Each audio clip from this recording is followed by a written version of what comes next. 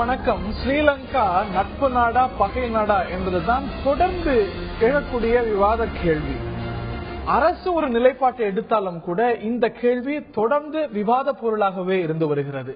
இந்தியாவின் பாதுகாப்புக்கு சவால் விடக்கூடிய வகையில் நமக்கு தொடர்ந்து அச்சுறுத்தலாக இருக்கக்கூடிய சீனாவுடைய கப்பலை, சரக்கு கப்பலையோ இல்லன்னா பயணிகள் கப்பலையோ அல்ல, ராணுவ கப்பலை, நீர்மூழ்கி கப்பலை அனுமதித்து, அதுவும் இந்தியா எச்சரித்தும் இந்தியா கேட்டுக்கொண்டதற்கு பிறகும் சீனாவுடைய ராணுவ கப்பலை அனுமதித்திருக்கிறது ஸ்ரீலங்கா. இது நிச்சயமாக இந்தியாவுடைய பாதுகாப்புக்கு சவால் விடக்கூடிய விஷயமாக பார்க்கப்படுகிறது. ஒப்பந்தங்களை மீறிய செயலாகவும் பார்க்கப்படுகிறது. இதுதான் நட்பு நாடு செய்யக்கூடிய விஷயமா?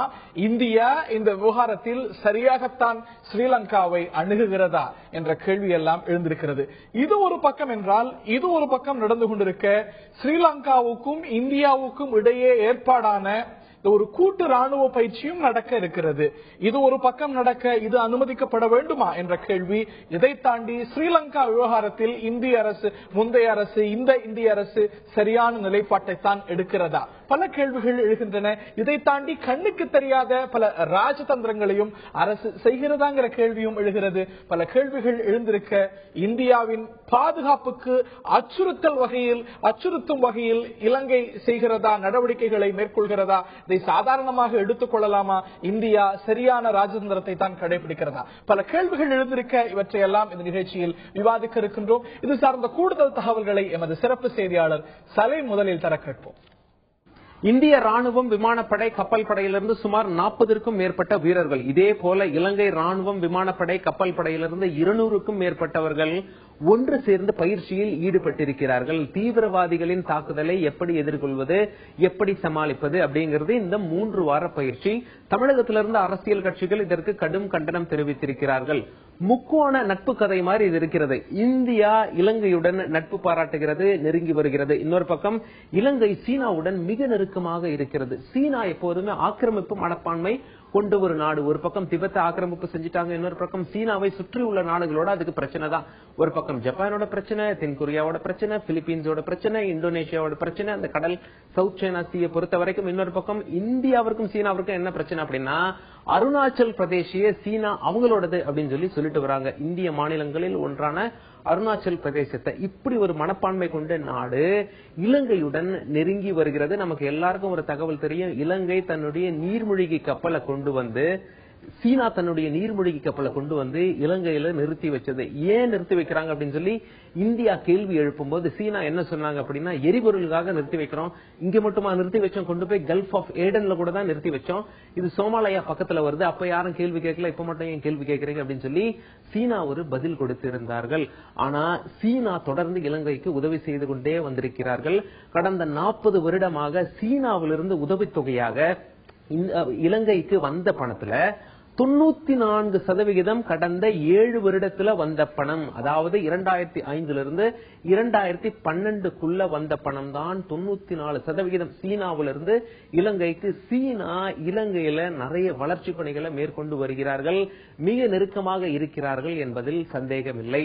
தமிழக அரசியல் கட்சிகள்லாம் என்ன கேள்வி எழுப்பியிருக்காங்க? ஆளும் கட்சியான பாஜக இலங்கையுடன் நெருங்கவே முயற்சி செய்து கொண்டிருப்பதால் தமிழர்களுக்கு துரோகம் இழைக்கின்றனவா என்ற ஒரு கேள்வி எழுப்பியிருப்பதனால் இந்த விவாதம் எழுந்துள்ளது. மேலும் பல காரணங்களால் இந்த விவாதம் எழுகிறது. வைகோ, பாஜகவோடு கூட்டணியில் இருக்கக்கூடிய வைகோ மிக கடுமையாக சாடி இருக்கிறார் மோடி அரசாங்கத்தை.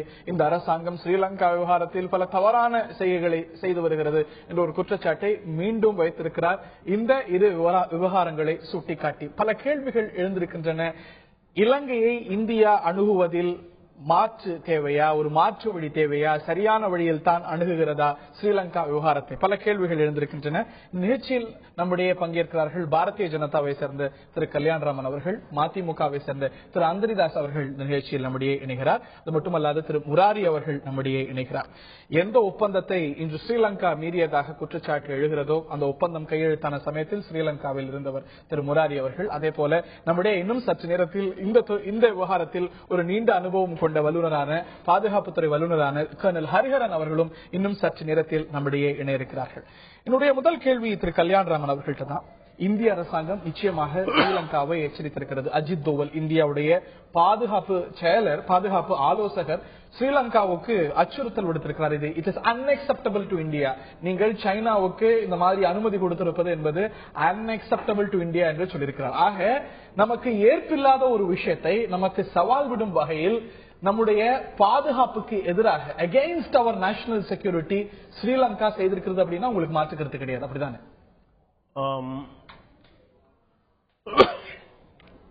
அரசாங்கத்துடைய பார்வையில் என்ன சொல்லணுமோ அது வந்து அஜித் தோவல் சொல்லியிருக்காரு. இன்னைக்கு இலங்கையில சீனாவுடைய தொடர் உதவி ஒரு பக்கம், இன்னொரு பக்கம் இப்ப சமீபத்தில் அவங்களுடைய சப்மரைன் வந்த விஷயம், இதுல வந்து இந்தியாவுக்கு பெரிய அப்செக்ஷன் இருக்கு. ஏன்னா இந்தியாவுடைய பாதுகாப்புக்கு அது குந்தகம் விளைவிக்குது என்றது வந்து ஒரு உண்மை. அதை வந்து இந்திய அரசாங்கம் ஸ்ரீலங்காவுக்கு நிச்சயமாக தெரிவிக்க வேண்டும், அதை தெரிவித்திருக்கிறது. ஆனா ஸ்ரீலங்கா வந்து அவங்களுடைய பார்வையில சில விஷயங்கள் தொடர்ந்து செஞ்சிட்டு இருக்காங்க. அவங்களுடைய டிப்ளமசி, நம்மளுடைய டிப்ளமசி, இது ரெண்டுமே வந்து ஒண்ணுக்கு ஒண்ணு கிளாஷ் ஆகுது. This is not diplomacy. இது வந்து சைனாக்கு அவங்க வந்து தூதரை நியமிக்கிறதையோ, சைனாக்கு அந்த அதிபர் சைனா அதிபர் சைனா பிரீமியர் இங்க ஸ்ரீலங்காவுக்கு நமக்கு பிரச்சனை கிடையாது. ஆனால் நம்முடைய பாதுகாப்புக்கு குந்தகம் விளைவிக்கும் வகையில் அகைன்ஸ்ட் தி அக்ரிமெண்ட்ஸ் இந்த செயல்களை செய்வது அப்படிங்கிறது இன்னும் கடுமையா இருக்க வேண்டாமா? ஒரு எதிர்ப்பை தெரிவிக்கிறது அக்ரிமெண்ட்ல இருக்கான்னு தெரியல. உலகம் முழுக்கவே ஒரு விஷயம் நம்ம தெரிஞ்சு 1987 இந்தியாவுக்கும் ஸ்ரீலங்காவுக்கும் ஒப்பந்தம் கையெழுத்தானது. அதுல என்ன வரிகள் இருக்கு அப்படின்னா, அப்போ அது ஏற்பட்ட காரணம் வேற அப்படின்னாலும் இன்னைக்கும் கூட அந்த ஒப்பந்தம் பொருந்தது. It is alive. அதுல சொல்லப்பட்டிருக்கக்கூடிய விஷயம், திரிகோணமலையிலோ இல்லாட்டி some other ports of Sri Lanka will not be made available for military use by any country in a manner prejudicial to India's interest. Trincomalee மட்டுமல்ல, ஸ்ரீலங்காவுடைய எந்த போர்ட்ஸுமே ஒப்பந்தத்தில் இருக்கின்ற ப்ரொவிஷன் நான் ஏத்துக்கிறேன். சைனா தரப்புல இருந்து வந்து டெக்னிக்கல் ஹால்ட்னு சொல்லிருக்காங்க. ஃபியூலிங்காக வந்து அகைன்ஸ்ட் நேஷனல் இன்ட்ரஸ்ட் பிரஜுடிஷியல் சைனா தரப்புல இருந்து அப்படி சொல்லிருக்காங்க. எந்த கூட நம்ம அவங்க சொல்லிருக்காங்கன்னு சொன்னேன். ஆனா நம்மளுடைய அப்ஜெக்ஷன் என்னன்றது வந்து மிக தெளிவாக இந்த அரசாங்கம் தெரிவித்திருக்கிறது.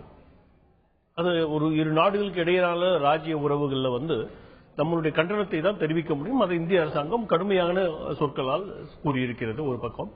இன்னொரு பக்கம் வந்து இந்த டிப்ளமேட்டிக் எஃபர்ட்ல தான் இன்னைக்கு மிலிட்டரி எக்ஸசைஸ் நடந்துகிட்டு இருக்கு.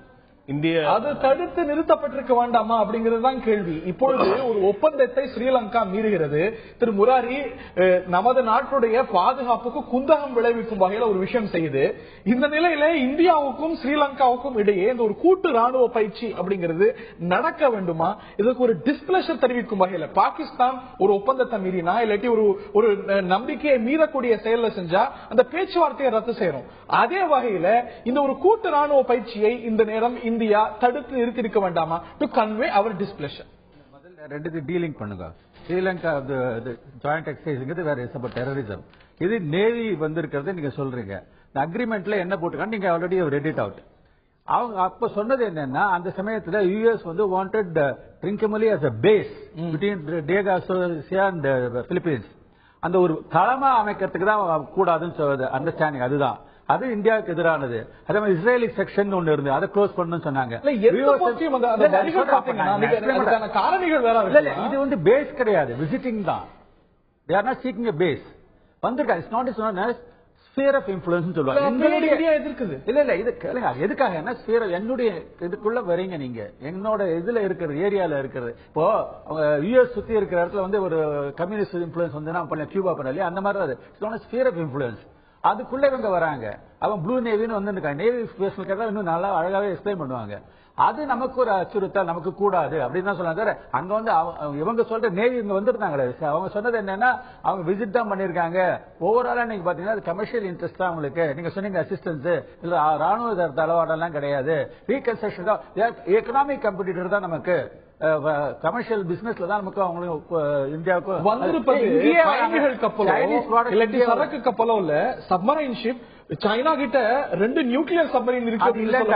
இது நியூக்ளியர் இல்ல, இங்க வந்து இந்த நேவி சீஃப் இங்க வந்து வரக்கூடாதுங்கிற ஒரு கேள்வி எழுந்திருக்கிறது. இந்த நிலையில் அதைத்தான் திரு ஹரிஹரன் அவர்கள்ட்ட கேட்க இருக்கின்றேன்.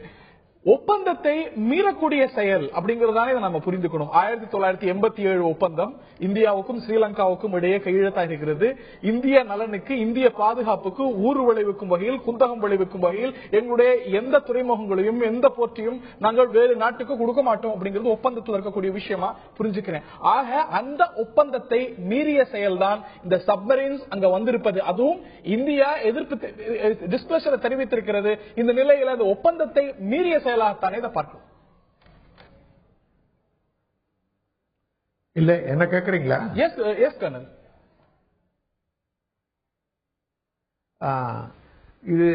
இதுல மிலிட்டரி யூஸ்னாக்க சப்மரீன் கடலுக்கு அடியில வந்தா தான் மிலிட்டரி யூஸ். உலகம் முழுதும் உள்ள கடற்படைகள் பொதுவாக நாட்டிலேருந்து இன்னொரு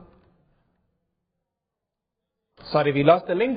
மீண்டும் திரு ஹரிஹரன் அவரிடம் கேட்க இருக்கின்றோம். இதை தாண்டி இந்தியாவுடைய ராஜதந்திரம் சரியான வகையில் தான் இருக்கிறதா, இது ராஜதந்திர செயல்களில் இந்தியா தோற்றுவிட்டதாங்கிற கேள்வி எழுந்திருக்கிறது. இந்த விமர்சனத்தை வெளியில் இருக்கிறவங்களை தாண்டி பாஜகவோடு கூட்டணியில் இருக்கக்கூடிய வைகோவும் மிக கடுமையான வார்த்தைகளை பயன்படுத்தி மோடியை விமர்சனம் செய்திருக்கிறார். மோடி அரசாங்கத்தின் ஸ்ரீலங்கா கொள்கையை விமர்சனம் செய்திருக்கிறார். பல கேள்விகள் எழுந்திருக்கின்றன.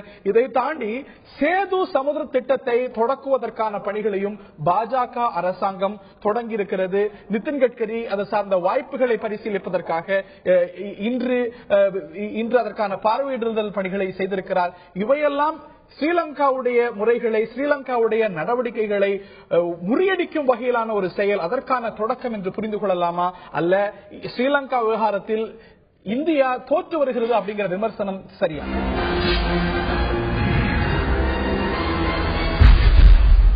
ஸ்ரீலங்கா விவகாரத்தில் இந்தியா சரியான நிலைப்பாட்டை தான் எடுக்கிறதா, தொடர்கிறதாங்கிற கேள்வி பிரதானமாக எழுந்திருக்கிறது.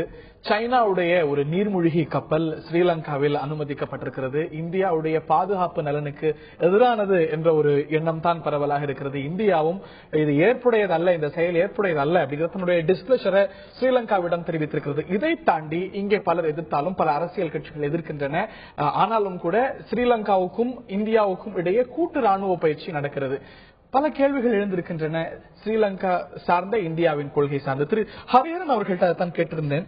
1987 இந்தியா ஸ்ரீலங்கா ஒப்பந்தத்தில் ரெஸ்பெக்டிவ் டெரிட்டரிஸ், இரு நாட்டு பகுதிகளும் இன்னொரு நாட்டுடைய யூனிட்டி, இன்டெகிரிட்டி, செக்யூரிட்டிக்கு ஊறு விளைவிக்கும் வகையில பயன்படக்கூடாது அப்படின்னு, திருகோணமலை உள்ளிட்ட அந்த நாட்டுடைய துறைமுகங்கள் இந்தியாவுடைய பாதுகாப்புக்கு அச்சுறுத்தும் வகையில் வேற எந்த நாடுக்கும் அனுமதிக்க கூடாதுங்கிற ஒரு வரி இருக்கிறது. அது இந்த விவகாரத்தில் இலங்கை மீறியதாக கருதலாமாங்கிறது தான் நான் உங்கள்கிட்ட கேள்வியை கேட்டிருந்தேன். இந்த லைன் ஃப்ரீஸ் ஆச்சு. தொடர்ந்து உங்களுடைய கருத்துக்களை பதிவு செய்யும். இத முதலாவது இத உலக அளவுல கடற்படைகள் நீர்மூழ்கி கப்பல் போருக்கு வரணும்னா கடலுக்கு அடியில வரணும். அதுதான் போருக்கு ஆயத்தமாக வருவதாக கருதப்படும். மற்ற சமயங்களில் அதற்கு அதுவும் இது டீசல் சப்மரீன், இதற்கு ஆயில் தேவை, மற்ற பொருட்களும் தேவை. 7 நாள் தான் அதுக்கு கெப்பாசிட்டி போக முடியும். அதனால் அது சொமாலியா வரை போக வேண்டும் என்று சொல்கிறார்கள். இங்கு மட்டுமல்ல, இன்னும் போயிட்டு மரீஷியஸ்ல போயோ அல்லது சேஷல்ஸ்லயோ திரும்பவும் இதே மாதிரி செய்வாங்க. இது இலங்கைக்கு மட்டும் கண்டனத்துக்கான எச்சரிக்கை கிடையாது. இது சீனாவுக்கான எச்சரிக்கை. நமது கடற்படை கப்பல் ஒண்ணு போன போது சீனா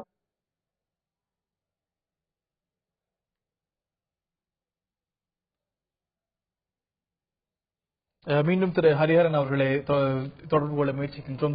ப்ராப்ளம் இந்த லைன். இந்த நிலையில நான் திரு அந்தரிதாஸ் அவர்கள்ட்ட கேட்க இருக்கின்றேன். இது உட்பட பல திரு ஹரிஹரனுடைய கருத்தாக இது ஒரு நான் புரிந்து கொள்வது இது ஒரு மிலிட்டரி டேஞ்சராக பார்க்க முடியாது.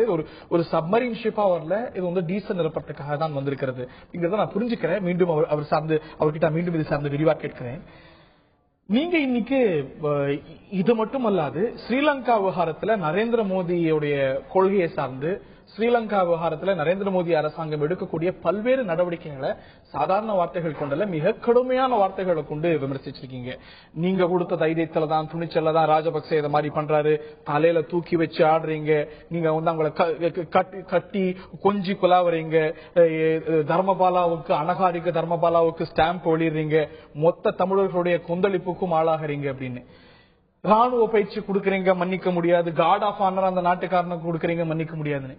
இவ்வளவும் செய்வது நீங்க யாருக்காக வாக்கு கேட்டீங்களோ, யாரோடு கூட்டணியில இருக்கீங்களோ, யாருக்காக சமீபத்தில் நடந்த தேர்தல்கள் எல்லாம் தொடர்ந்து வாக்கு கேட்டு வரீங்களோ அந்த கட்சிக்கு. நீங்க கூட்டணியை விட்டு வெளியில வராம கூட்டணியில இருந்து கொண்டு அவங்களுக்கு வாக்கு கேட்டுக்கொண்டு எல்லா தேர்தலையும் சமீபத்தில் வெகு சில நாட்களுக்கு முன்பாக நடந்த தேர்தலில் கூட அண்டை மாநிலத்தில் வேறு மாநிலத்தில் நடந்த தேர்தலில் கூட வாக்கு கேட்டு இதெல்லாம் நீங்க சொல்வீங்கன்னா இத்தனை செயல்களுக்கும் பொறுப்பு நீங்களும் தான் என்பதை நீங்க மறுப்பீங்களா? நீங்க இன்னும் அலையன்ஸ்ல இருக்கீங்க, வெளியில வரல. அது உங்களோடு வாதம் செய்வதற்குத்தான் நான் வந்திருக்கிறேனே தவிர கூட்டணியிலே என்டிஏ கூட்டணியிலே நிற்பதா நிலைப்பதா நீடிப்பதா என்பது எங்களுடைய கட்சியினுடைய மேலிடம் முடிவு செய்து எடுக்க வேண்டிய ஒரு முடிவு ஒன்று. இந்தியா இலங்கை வெளியுறவு கொள்கை என்பது இந்திரா காந்திக்கு பிறகு தவறான பாதையிலே தான் போய்கொண்டிருக்கிறது. உங்களுடைய மிக முக்கிய நீங்க எடுத்து இருக்கிற ஒரு முக்கியமான பிரச்சனை ஸ்ரீலங்கா பிரச்சனை, தொடர்ந்து குரல் கொடுத்து வரீங்க. ஆனா அதுல துரோகம் செய்து விட்டது, காங்கிரஸ் விட ஒருபடி மேல போச்சு, ராஜபக்சாவை கட்டி கொஞ்சி குலாவுது அப்படிங்கிறீங்க. இப்படி இருக்கும் பொழுது இதுலயே நீங்க எதிர்பார்த்தது கிடைக்கல அப்படிங்கும்போது இட்ஸ் இட் நாட் டைம் நீங்க இந்த மறுபரிசீலனை செய்யறதுக்கான தருணம் இது இல்லைன்னு நீங்க நினைக்கிறீங்களா? மறுபரிசீலனை என்பது நான் உங்களிடத்துல முடிவை சொல்ல முடியாது. எங்களுடைய தலைமை முடிவு செய்ய வேண்டிய இடத்துல முடிவு வரும், அது ஒன்று. இன்னொன்று, என்டிஏ அதாவது தமிழ் தேசிய கூட்டணியின் சார்பில் அண்மையிலே சம்பந்தம் அவர்கள் தலைமையிலே டெல்லிக்கு வந்த பொழுது சுரேஷ் பிரேமச்சந்திரன் அவர்கள் ஒன்றை சொன்னார்கள். என்ன என்று சொன்னார், சென்ற காங்கிரஸ் அணுகுமுறைக்கும் இந்த ஆட்சியினுடைய இலங்கை சம்பந்தமான அணுகுமுறைக்கும் வித்தியாசம் இருக்கிறதா என்று சொல்லும் பொழுது எந்த வித்தியாசமும் இல்லை, அதே மென்மையான போக்கை தான் கடைபிடிக்கிறார்கள் என்று சொன்னார்கள். எங்களுடைய தலைவர் வைகோ அவர்கள் சொன்னதை போல காங்கிரஸாவது கொஞ்சம் மறைமுகமான ஒரு ஆதரவை தந்து கொண்டிருந்த நிலைமை போய் இன்றைக்கு இருக்கின்ற பிஜேபி அரசு பட்டவர்த்தனமாக இன்றைக்கு செய்து கொண்டிருக்கிறது என்பதை டே 1 மே 25ஆம் தேதி என்றைக்கு அந்த இந்து பத்திரிகைக்கு மரியாதைக்குரிய சேஷாத்ரிச்சாரி அவர்கள் சொன்னாரோ, மேற்கு வங்கத்தையும் தமிழ்நாட்டையும் கலந்து கொண்டு நாங்கள் வெளியுறவு கொள்கையை வகுக்க வேண்டும் என்கின்ற அவசியமில்லை என்று சொன்னார்கள். ஆனால் டாக்டர் மன்மோகன் சிங் அவர்கள் இருக்கும்பொழுது தீஸ்தா நதி பிரச்சனையிலே வங்கதேசத்துக்கும் மேற்கு வங்கத்துக்கும் இடைப்பட்ட அந்த பிரச்சனையிலே அந்த மாநில முதல்வர்களை கலந்து கொண்டு விட்டுத்தான் அவர் போய் அங்கே பேச்சுவார்த்தை நடத்தினார். காங்கிரஸ் போலவே செயல்படுகிறது. நீங்க தேர்தலுக்கு முன்பாக மோடி வந்தால் ஸ்ரீலங்கா பிரச்சனைக்கு தீர்வு வரும் அப்படின்னீங்க. இன்னைக்கு மிக கடுமையா காங்கிரஸ் எந்த அளவுக்கு விமர்சனம் செஞ்சிருக்கீங்களோ அதை விட கடுமையா விமர்சனம் செய்றீங்க. இது ஒரு பக்கம் நடக்கிறது. மோடி அரசாங்கம் துரோகம் செய்கிறது, ராஜபக்சாவை கட்டி குலாவுகிறது, கொஞ்சுகிறது, சிகப்பு கம்பளம் வரவேற்கிறது, கார்ட் ஆஃப் ஆனர் கொடுக்கிறது, துரோகம் செய்கிறது, மீனவர் பிரச்சனை செய்துன்னு சொல்லிட்டு அவங்களுக்கு வாக்கு கேட்கறீங்க, கூட்டணியில இருக்கீங்க. அப்படிங்கும்போது ரெண்டுக்கு இந்த முரண்பாடு எப்படி ஜஸ்டிஃபை பண்றது? தேசிய ஜனநாயக கூட்டணியில் கோஆர்டினேஷன் இருக்கிறதா இல்லையா என்று தெரியவில்லை. அண்மையிலே என்டிஏ எம்பிக்களுடைய கூட்டம் நடந்தது. என்டிஏனுடைய எம்பிக்கள் கூட்டம் நடத்துறீங்க தவிர அந்த கட்சியில இருக்கின்ற இணைந்திருக்கின்ற அந்த கூட்டணி கட்சிகளை ஏன் அழைக்கல? சரி, இந்திய அளவில் அழைக்கல, தமிழ்நாட்டு அளவோடு அழைக்கவில்லை, ஏன் அழைக்கல? அதை நீங்க நானும் முடிவு செய்ய முடியாது சார். எப்போ வருமோ வரும், அல்ல அவர்கள் என்ன முடிவு எடுக்கிறார்களோ எடுக்கட்டும் என்கின்ற அந்த நிலையில தான். அதாவது நாங்க அந்த தேர்தலில் உள்ளாட்சி தேர்தலை பத்தி கேட்கறீங்க, உள்ளாட்சி தேர்தலை நாங்கள் போட்டியிடவில்லை. போட்டியிடாத பட்சத்தில் எங்களுக்கு ஆதரவு கொடுங்கள், எங்களுடைய அலுவலகத்தை தேடி கேட்கிறார்கள், நாங்கள் ஆதரவு கொடுக்கிறோம். அதுவர் கூட்டணி என்பது வேறு. அதாவது அவர் தமிழர் என்கின்ற காரணத்தால் நாங்கள் செய்தோம். எங்க இருந்தாலும் தமிழர்களுக்காக அரணமைக்கின்ற ஒரு இயக்கம் மறுமலர்ச்சி திமுக. அந்த வகையில் கூட்டணி என்பது வேறு, கொள்கை என்பது வேறு. எங்களுடைய கொள்கையிலே தெளிவாக இருக்கின்ற காரணத்தால் தான் எங்களோடு ஒத்துப்போக முடியவில்லை. பதவி ஒன்றுதான் காரணம் என்று சொல்லியிருந்தால் வாரிய தலைவர் பதவிக்காகவே அடுத்தவன் காலை வாரி விடுகின்ற அரசியல் உலகத்திலே இன்றைக்கு கொள்கைக்காக அதற்காக இன்றைக்கு சண்டை போடுகிறோம் என்று சொன்னால் கூட்டணி கட்சி என்கின்ற முறையிலே எங்களுடைய தெல்ல தெளிவான முடிவுகளை நகுதற் பொருட்டென்று நட்பு மேற்சொன்று இடித்தற் பொருட்டு என்கின்ற அடிப்படையிலே நாங்கள் எடுத்து சொல்கிறோம். எடுத்துக்கொள்ளாதும் அவருடைய முடிவு. இஷ்யூஸ்ல மாறுபடுறீங்க, ஆனா கூட்டணியில இருக்கீங்க அப்படிங்கிறது உங்களுடைய கருத்து. இதே விஷயத்தான், இதே விளக்கத்தை தான் பாரதிய ஜனதா சொல்கிறது. நாங்க வந்து ஸ்ரீலங்காவுடைய எந்த செயலையும் இந்த விஷயத்துல நியாயப்படுத்திடல, ஆனா உறவாட வேண்டிய ஒரு கட்டாயத்துல இருக்கிறோம், ராஜதந்திர ரீதியில அந்த உறவு தேவை அப்படின்னு. ஸ்ரீலங்கா விஷயத்துல அவங்களுடைய நிலைப்பாடு நாங்க ஆதரிக்கல அப்படின்னு சொல்கிறது. அது உங்களுக்கு அந்த விளக்கம் ஏற்படதா படல? இல்ல, எப்படி காங்கிரஸ்ல கூட இப்படி போய் சொல்லல. அதாவது no person has successfully eradicated terrorism by the way your country did என்று யாரும் சொல்லவில்லை. அது உங்களுக்கு ஸ்ரீலங்காவுடைய குறிப்பிடுறீங்க இல்லையா? சுப்பிரமணிய சாமி சேஷாத்ரி சொன்னார்கள். அவர் பிஜேபியினுடைய வெளியுறவு செயலாளர் சுப்பிரமணியன் சுவாமியும் சேஷாத்ரிச்சாரியும் நீங்க தேர்தலில் கூட்டணி வச்சும் போது அந்த பொறுப்புல இருந்தாங்க, அதையே தான் சொன்னாங்க. ஆனா அது அன்னைக்கு உங்களுக்கு ஏற்படதா படல, இன்னைக்கு அது தவறாப்படுது ஆனாலும் தொடர்றீங்க. It's contradiction. ஸ்ட்ராட்டஜிக் செயலாளராக சுப்பிரமணிய சாமி நியமிக்கல, அவர் இங்கே கூட வரக்கூடாது, இங்க பிரச்சாரத்துக்கு வரக்கூடாது என்கிற அடிப்படையிலே தான் தமிழ்நாட்டிலே என்டிஏ வடிவமைக்கப்பட்டது. அந்த அடிப்படையில் அவர் வந்து ஸ்ட்ராட்டஜிக் செக்ரட்டரி என்கின்ற அடிப்படையிலே அவர்கள் பேசுகிறார்கள். அதை உதாசீனப்படுத்தி விட முடியாது. இது அவரும் சொல்றாரு, தமிழ்நாட்டுடைய பிஜேபி சர்க்கார் நான் எனக்கு ஒரு பொருட்டே கிடையாது, நான் எல்லா நடவடிக்கைகளையும் மோடி அவர்களிடத்தை தெரிவித்திருக்கிறேன், அவரிடத்தை தெரிவித்தேன், வேறு யாருக்கும் தெரிவிக்க வேண்டிய அவசியம் இல்லை என்று சொல்லி இருக்கிறார். Get your point. இந்த நிலையில திரு கல்யாணராமன் அவர்கள்ட்ட கேட்க விரும்புகிறேன். இது வந்து இலங்கை வீரர்களோட கூட்டு பயிற்சி செய்வதோ, இலங்கைக்கு வந்து பயிற்சி கொடுப்பதோ தமிழர்களுடைய தன்மானத்துக்கான ஒரு பரிசோதனையாகவும் வெந்த புண்ல வேலை பாய்ச்சற ஒரு விஷயமாகவும் பாஜக பார்க்கலையா? முதல்ல 84 தொடங்கி இந்த கேள்விக்கு 84 தொடங்கி 2014 வரை இந்த 30 வருஷங்கள்ல இலங்கை தமிழர்களை அழித்தது, இந்த தமிழர்களை காப்பாற்றுகிறேன், ஈழத்தை உருவாக்கி விடுகிறேன் கொக்கரித்த அமைப்புகள் தான். அவங்களால தான் இந்த மாபெரும் இனப்படுகொலை நடந்தது. இது வந்து ஒரு முக்கியமான பதிவு. யார் யாரெல்லாம் குறிப்பிடுறீங்க? பொதுவா எல்லா தமிழ் ஈழத்தை உருவாக்கும் என்று கொக்கரிக்கை எல்லா கட்சிகளையும் சொல்றேன், எல்லா அமைப்புகளையும் நிறைய பேசியிருக்கோம். இது வல்ல விவாத பொருள். என்னுடைய கேள்வி வந்து ஸ்ரீலங்கா ராணுவத்துக்கு ஸ்ரீலங்காவோட ராணுவ பயிற்சி அப்படிங்கிறது தமிழர்களுடைய தன்மானத்துக்கான ஒரு பரிசோதனை நிச்சயமாக இல்லை. வெந்த புண்ல வேலை பாய்ச்சுவதாக நிச்சயமாக குறிப்பிட்டு சொல்லட்டும் பேசிட்டு இருக்கேன். இல்ல, டேக் மை பாயிண்ட். ராணுவத்துக்கு பயிற்சி வந்து தமிழர்களுடைய தன்மானத்துக்கு சோதனை அல்ல, வெந்த புண்ணுக்கு வேலை பாய்ச்சல் அல்ல. இது ஹரிஹரனுடைய வார்த்தைகள் அல்ல, பொன் ராதாகிருஷ்ணனுடைய வரிகள். இன்றைய மத்திய அமைச்சர் பொன் ராதாகிருஷ்ணன் காங்கிரஸ் அரசாங்கம் கூட்டு பயிற்சி எடுக்கப்பட்டிருக்கும் முடிவு ஒரு பொறுப்பான அரசாங்கத்தின் முடிவு. முதல் விஷயத்தை தெரிஞ்சுக்கணும். இது இந்த இலங்கை ராணுவ வீரர்களுக்கு பயிற்சி அளிக்கப்படாது. நீங்க கேள்வி கேட்டீங்கன்னா பதில் சொல்லி முடிச்சுடுறேன். ஒரு பொறுப்பான அரசாங்கத்தின் முடிவு இது. முதல்ல ஒரு பொறுப்பான அரசாங்கம் வெறும் தமிழ்நாட்டை மட்டும் கற்பனை செய்து கொண்டு இரு நாடுகளுக்கு இடையான ராஜ்ய உறவுகளை ஏற்படுத்த முடியாது. இது சாத்தியமில்லை. ஆனால் பொன் ராதாகிருஷ்ணன் காங்கிரஸ் அரசாங்கம் இதே முடிவை இதே போல ராணுவ ஒப்பந்தங்களை ஸ்ரீலங்காவோடு போட்ட போதோ, ராணுவ பயிற்சிகள் மேற்கொண்ட போதோ தெரியாதா? பொன் ராதாகிருஷ்ணன் அன்னைக்கு வெந்த புண்ல வேலை பாய்ச்சது. இருங்க, நான் சொல்லி முடிச்சிடறேன். நீங்க கேட்ட கேள்விக்கு முழுமையா நான் சொல்லி முடிச்சிடறேன். இன்னைக்கு ஒரு பொறுப்பான அரசாங்கம் என்ன பண்ணணும் அதை இன்னைக்கு இந்திய அரசாங்கம் பண்ணிட்டு இருக்கு. முதல்ல இப்ப இந்த 5 மீனவர்களுடைய நீங்க பயிற்சி கொடுத்தா, நீங்க கூட்டு பயிற்சி மேற்கொண்டா பொறுப்பான அரசாங்கத்துடைய செயல். காங்கிரஸ் அரசாங்கம் கொடுத்தா அடிப்படையில் ஒரு மாபெரும் வித்தியாசம். இதை புரிஞ்சுக்கணும். நம்ம காங்கிரஸ் உடைய செயல்பாடுகள் முழுக்க ஒரு தனிநபர் படுகொலை, ராஜீவ்காந்தி படுகொலைக்காக மட்டுமே செய்யப்பட்ட முயற்சிகள். ஒருவேளை பாஜக அரசாங்கம் அன்று இருந்திருந்தால் 2009 வச்சு ஒரு கற்பனைக்காக நிச்சயமாக வந்து இது போன்ற ஒரு மாபெரும் இனப்படுகொலை வந்து நீங்க கொஞ்சம் கூர்ந்து கவனிக்கணும். கரெக்டா தேர்தல் முடியுது. தேர்தல் முடிஞ்சு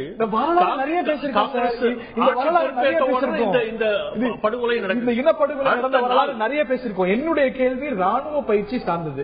அன்னைக்கு காங்கிரஸ் அரசாங்கம் இந்த செயலை செய்யும் போது வெந்த புண்ல வேலை பாய்ச்சுவது, ஸ்ரீலங்காவுக்கு பயிற்சி கொடுவதா, அந்த ராணுவம் யாரை கொலை செய்ய பயிற்சி எடுத்துக்குது, இந்த கேள்வி எல்லாம் கேட்டீங்க. இன்னைக்கு அதே நீங்க செய்யும் போது பொன் ராதாகிருஷ்ணனுடைய கருத்து அதுவா தானே இருக்கணும். இன்னைக்கு வந்து அங்க போர்க்களம் இல்லை. இதை புரிஞ்சுக்கிறேன். 2012 இல்ல, உள்நாட்டு போர்க்களம் இன்னைக்கு இல்ல. ஓகே, ரெண்டாவது விஷயம் 2012 பொன் ராதாகிருஷ்ணன் இந்த கருத்தை சொல்லும் போது 2012-13 இந்த சமயத்திலயும் போர்க்களம் இல்ல. இன்னைய காலகட்டத்தை பத்தி நம்ம பேசிட்டு இருக்கோம். இன்னைய காலகட்டத்துல வந்து 2013க்கும் 2014க்கும் என்ன மாதிரி பாத்தீங்கன்னா பாகிஸ்தான் சைனாவுடைய பிடி இலங்கை மேல இறுகி இருக்கு. இன்னைக்கு ஆஸ் அ நேஷன் இந்தியா அப்படின்ற கண்ணோட்டத்தில் தான் இந்த விஷயத்தை நம்ம பார்க்க முடியும். இந்த சூழ்நிலையில இந்தியாவுக்கு எது உகந்தது ஏதுவானது அப்படின்னு பார்த்தா இலங்கை ராணுவமோ இல்ல இலங்கை ஆஸ் அ கண்ட்ரி கவர்மெண்டோ நம்ம ஏதோ ஒரு ரூபத்துல நம்ம மேல சார்ந்திருக்கக்கூடிய சூழ்நிலை உருவாக்கணும். அதற்கான ஏற்பாடுகள் இந்திய அரசாங்கம் இறங்கி இருக்கிறது. பல ரூபத்தில் இதுக்கான முயற்சிகள் நடக்குது. மிலிட்டரி எக்ஸசைஸ் அதுல ஒரு ஸ்ட்ராட்டஜி அப்படிங்கிறது உங்களுடைய கருத்து. ஹரிஹரன் அவர்கள் கிளம்புகிறார். அவருடைய சுருக்கமான கேள்வியை கேட்க இருக்கின்றேன். இது ஒரு பிரீச் ஆஃப் அக்ரிமெண்ட்ங்கிற அளவுல பார்க்க முடியாதுங்கிறது உங்களுடைய கருத்து. அந்த ஒரு சீன கப்பலுக்கான அனுமதி அப்படிங்கறத நான் புரிஞ்சுக்கிறேன். இதை தாண்டி இதன் ஊடாக இந்தியன் கவர்மெண்ட் ஒரு டிஸ்பிளஷர் கன்வே பண்ணிருக்கிறது. இதன் ஊடாக இந்த ஒரு கூட்டு ராணுவ பயிற்சி அப்படிங்கிறது தடுத்து நிறுத்தப்பட வேண்டியதுங்கிற ஒரு பார்வை இருக்கிறது. So to convey displeasure I call off the joint exercise என்று சொல்வது சரியான ஒரு டிஸ்பிளஷரா இருக்குமா, சரியான ரியாக்ஷனா இருக்குமா, இல்ல ஓவர் ரியாக்ஷனா இருக்குமா உங்களுடைய பார்வையில திரு ஹரிஹரன்?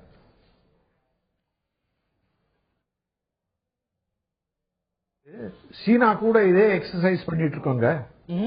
4 தடவை பண்ணியாச்சு. போன வருஷம் தான் நம்ம செஞ்சது. இதே மாதிரி ஸ்பெஷல் போர்சஸோட செஞ்சிருக்கோம். இதே அளவான பயிற்சிகள் எடுத்திருக்கோம் சீனா ராணுவத்தோடு. இந்தியாவுக்கும் இலங்கைக்கும் இந்த மாதிரி ஒரு சப்மரீன் வந்தா அது கண்டனத்திற்குரியது. முக்கியமான காரணம் தமிழர்கள் பிரச்சனை அல்ல. முக்கியமான காரணம் இந்தியாவுக்கும் இலங்கைக்கும் பாதுகாப்பு ஒப்பந்தங்கள் இருக்கின்றன. அதன்படி நடவடிக்கை எடுக்க வேண்டும். இது நாம கண்டனம் தெரிவிக்கலன்னா சீனா இந்தியாவுக்கு இதில் உடன்பாடு உண்டு அப்படின்னு ஒரு ராங்கா ஒரு முடிவுக்கு வந்துருவாங்க. அதனாலேயே தெரிவிக்க வேண்டும். இன்னொரு பிரச்சனை எனக்கு இந்த இதுல பங்கு பெறறதுக்கே எனக்கு ஒரு பெரிய பிரச்சனை என்னன்னா, எந்த பேச்சு எடுத்தாலும் அது அரசியல் ரீதியாக முடிகிறது. இதுதான் இதுலயே பிரச்சனை. நம்ம நாட்டில் இந்த மாதிரி பிரச்சனைகளை ஆய்வதில் தெளிவு இல்லாததற்கு முக்கிய காரணம் நாம் இதை எல்லா பிரச்சனைகளையும் அரசியல் நோக்கத்தோடு அணுகுகிறோம். அதுல எனக்கு முற்றிலும் உடன்பாடு கிடையாது. சீனா அப்படி அணுகுவது கிடையாது. சீனா நாட்டின் பாதுகாப்புக்கான என்ன நடவடிக்கை எடுக்க வேண்டும், என்ன செய்ய வேண்டும் அப்படின்னு பாக்குது.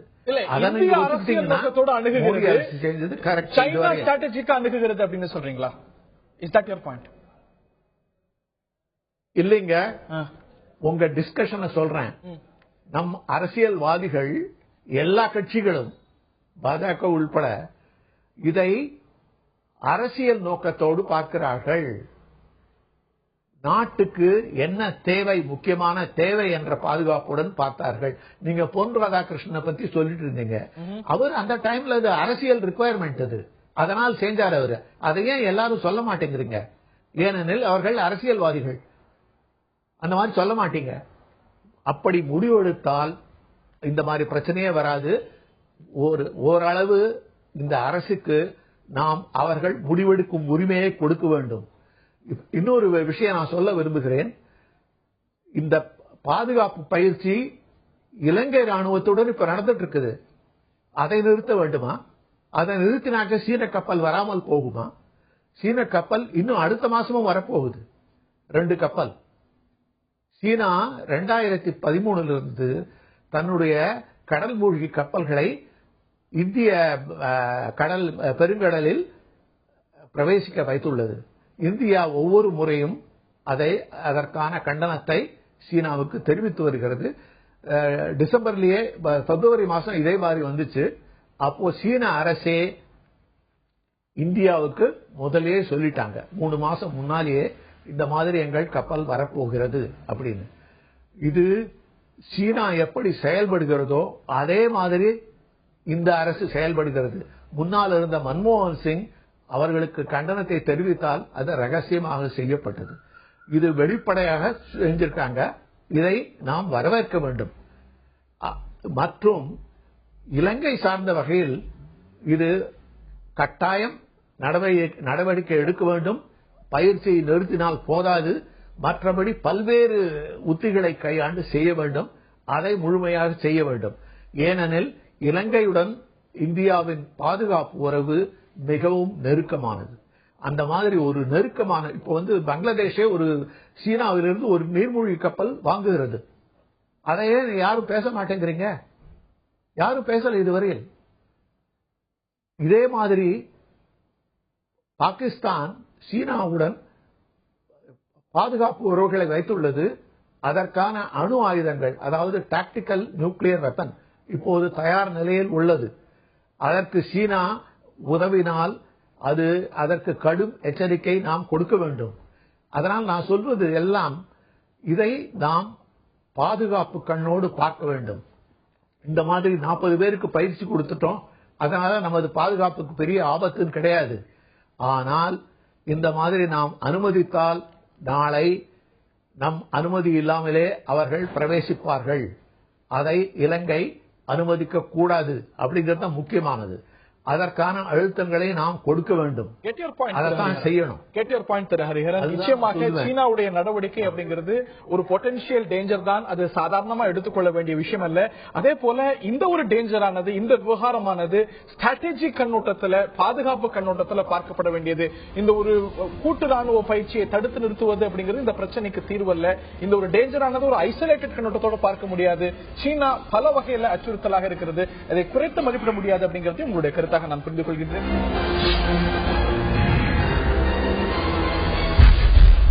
சீன ராணுவ நீர்மூழ்கி கப்பலுக்கு ஸ்ரீலங்கா தன்னுடைய கடற்பரப்பில் அனுமதி கொடுத்திருக்கிறது. இந்தியா இதற்கு எதிர்ப்பு தெரிவித்திருக்கிறது. இது ஒரு பக்கம் என்றால், இந்தியாவுக்கும் ஸ்ரீலங்காவுக்கும் இடையே கூட்டு ராணுவ பயிற்சி நடக்கிறது. வைகோ உள்ளிட்ட பல தலைவர்கள் இதை எதிர்க்கிறார்கள். ரெண்டுமே விவாத பொருளாக இருக்கிறது. ஸ்ரீலங்கா விவகாரத்தில் இந்தியாவுடைய அணுகுமுறை, ராஜதந்திரம் சரியானதுதானா? இதைத்தான் இந்த நிகழ்ச்சியில் விரிவாக பார்த்து வருகின்றோம். முராரி அவர்கள்ட்ட கேட்க விரும்புகிறேன்.